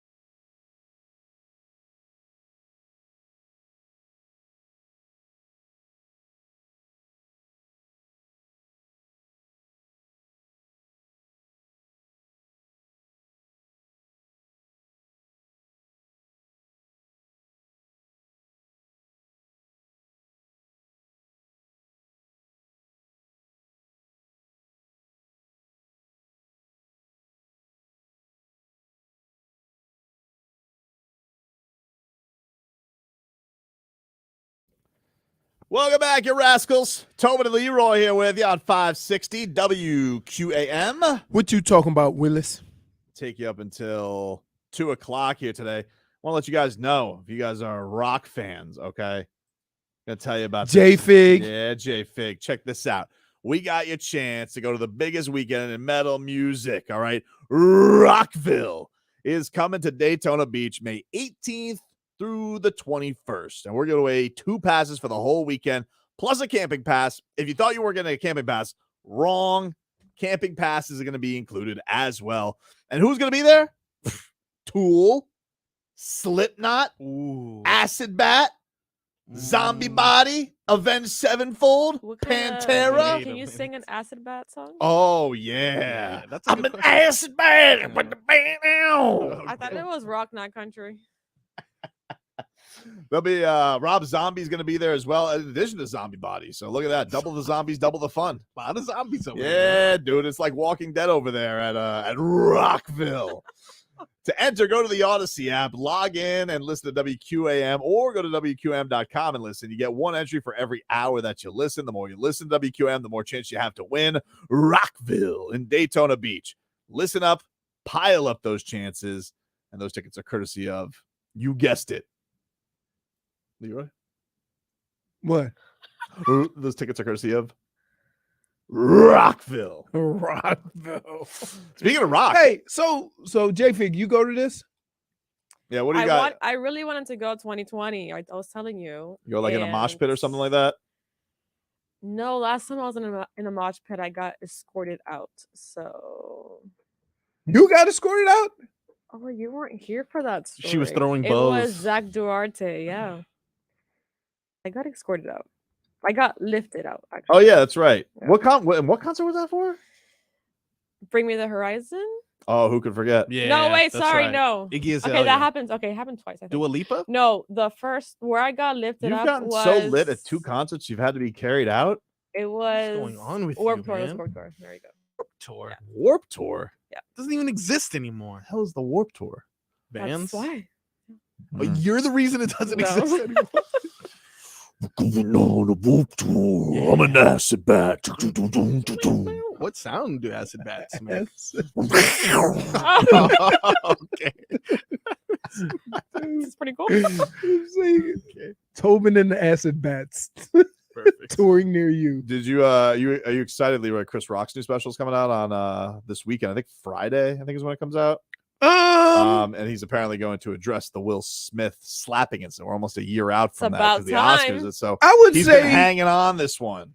I would say that it probably took him off guard, caught him off guard. Yeah. You think he's gonna crush him? No. No, I don't think so. No, because he's a comedian, and a lot of times they know that if they go at people, there could be some blowback, and that's kind of what happened. He didn't know. I don't think anybody thought it was gonna be like that, or we didn't. I mean, when you first saw it, did you think it was like? Oh yeah, I thought it was staged. I was like, yeah, because I'm like, they're guys, they're boys, whatever. But no, it was a delay. So I'm wondering if Will's wife said something to him, and then he, I wonder, but I just wonder the way Chris Rock, because he's been sitting on this now. He's gonna say it in some kind of joking way. He has to. But hasn't he already said it before in other shows that he's had live? Just no one was able to record or anything. I don't think so. I don't think he that has addressed it. Has he addressed it at all? I don't. I mean, maybe if you've gone to see his shows, that's what I'm saying. Yeah. Probably. Like if you went to see him, I don't know if people want to go see him at the Hard Rock, but usually the thing with that is like nobody can leak footage of that stuff because they zip up your phone. What do they got those things at the Improv too? Those pouches or not? Yeah, we got guys that are like, hey, you shouldn't do that. Oh, really? It's frowned upon at the Improv. Yeah, Tony Rock spoke a little bit about it though. I did a show in Dania. Needless to say, they're not fans of the Smiths. George Wallace, a mentor of Chris Rock, was at the Improv a few weeks ago. He spoke on it. He sent all of the Smith family to hell. He sent them wow, he right said, with Chris Sims. He said, yeah, right with Chris Sims. He said the Smith family, the kids, The kids. Blacksmiths, Johnny, anyone with the last name Smith, his third grade teacher, he was just against all of them. Imagine like being at the point where, you know, you're Chris Sims, right? And you're just you just got to poke little holes. And then Florio, I think they're so cute messing with Mike McDaniel.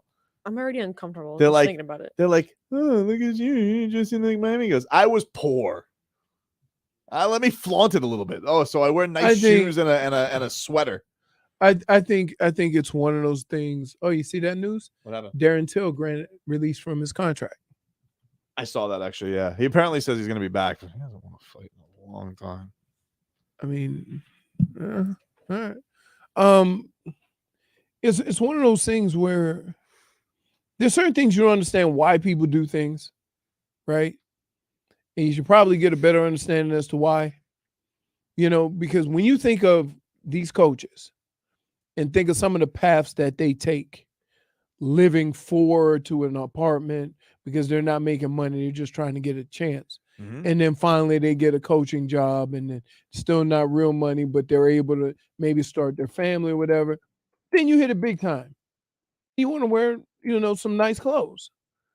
Give a damn what Chris Sims thinks. Right? He like, you had your okay, chance, my Chris dad, Sims. my dad, he didn't say my dad wasn't a quarterback in the NFL. Sorry, my dad wasn't a legend, Chris Sims. So like and Florio. Yeah, I don't worry. In fact, I would be upset if he didn't. I would be upset if he didn't get himself something nice because the guy's been a coach for a really long time. And even though he's young, he worked at the bottom of the coaching tree for a while. He's probably like sleeping some nights in an office at the facility.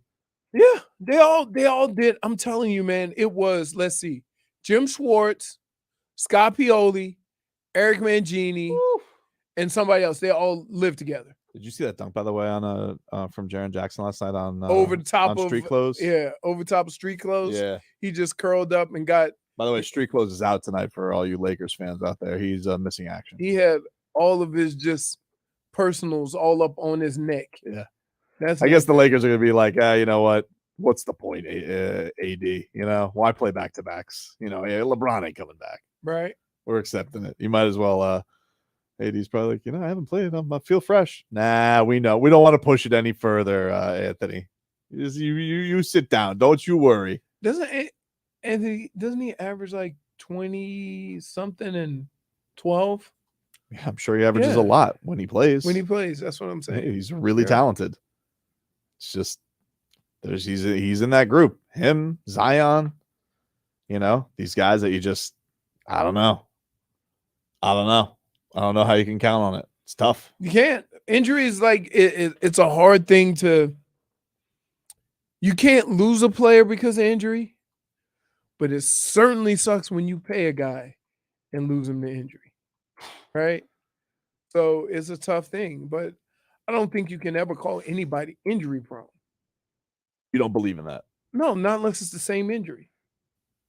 Like if you keep having knee injury, okay, you can say guys injury are prone though, right? I just think that it's too big for that. Here's the thing, right? His body is not made to play with the violence that he plays with on a basketball court. Yeah, but I got to be honest with you. It kind of feels like you have your katana out right now and you're the semantic samurai. Wow. Like we're saying the same thing. It's true. I didn't disagree with you. Yeah, but exactly. But you said I don't call people injury prone, but like, you know, I just reworded it and you agreed with that. Shing, shing. Says you talk to me like that when we almost didn't even make it through the first 10 minutes of the show? Boots on the ground tonight. What's the over-under of pictures of Gogi? You think he's going to be there? Oh, yeah. He's going to be in the crowd Just to already. mess with you. Just to mess with you. I hope he is. I'm going to fist bump him. Are you there for basketball or for Gogi? Both. No, you're there for all the other like stuff. You think he immediately took his release from Chicago and goes, time to go to Miami. Doesn't he still have his place down here? I think so. So why wouldn't it be time to go to Miami? Right down to Miami. He goes, buddy, it's freaking cold up here. You know it's how would you feel if he signed with Dallas? I feel okay because then we have a fox in the hen house. Oh, so you think that's the only reason why he would sign? No, not the only reason. I mean, you get to play with your friend in Luka Doncic. I don't think Mark Cuban wants him.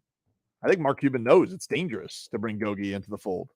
Really? Yeah, I think he knows. Why else would he remember that trade? Remember they were trying to trade Gogi the year of the finals year. And he's like, oh, yeah, for Goran? I mean, Kelly Olynyk and Derek Jones Jr.? It's kind of an odd thing. Like, why wouldn't you want Goran Dragić back then? Oh, why? Didn't want him around Luka. Chirping little things in his ear. Blessing in disguise, because, Goran was the leading scorer in the playoffs that year. The old blessing in disguise. Yep. Thank you. Thank you for that. You're similar in the cousin to may have dodged a bullet.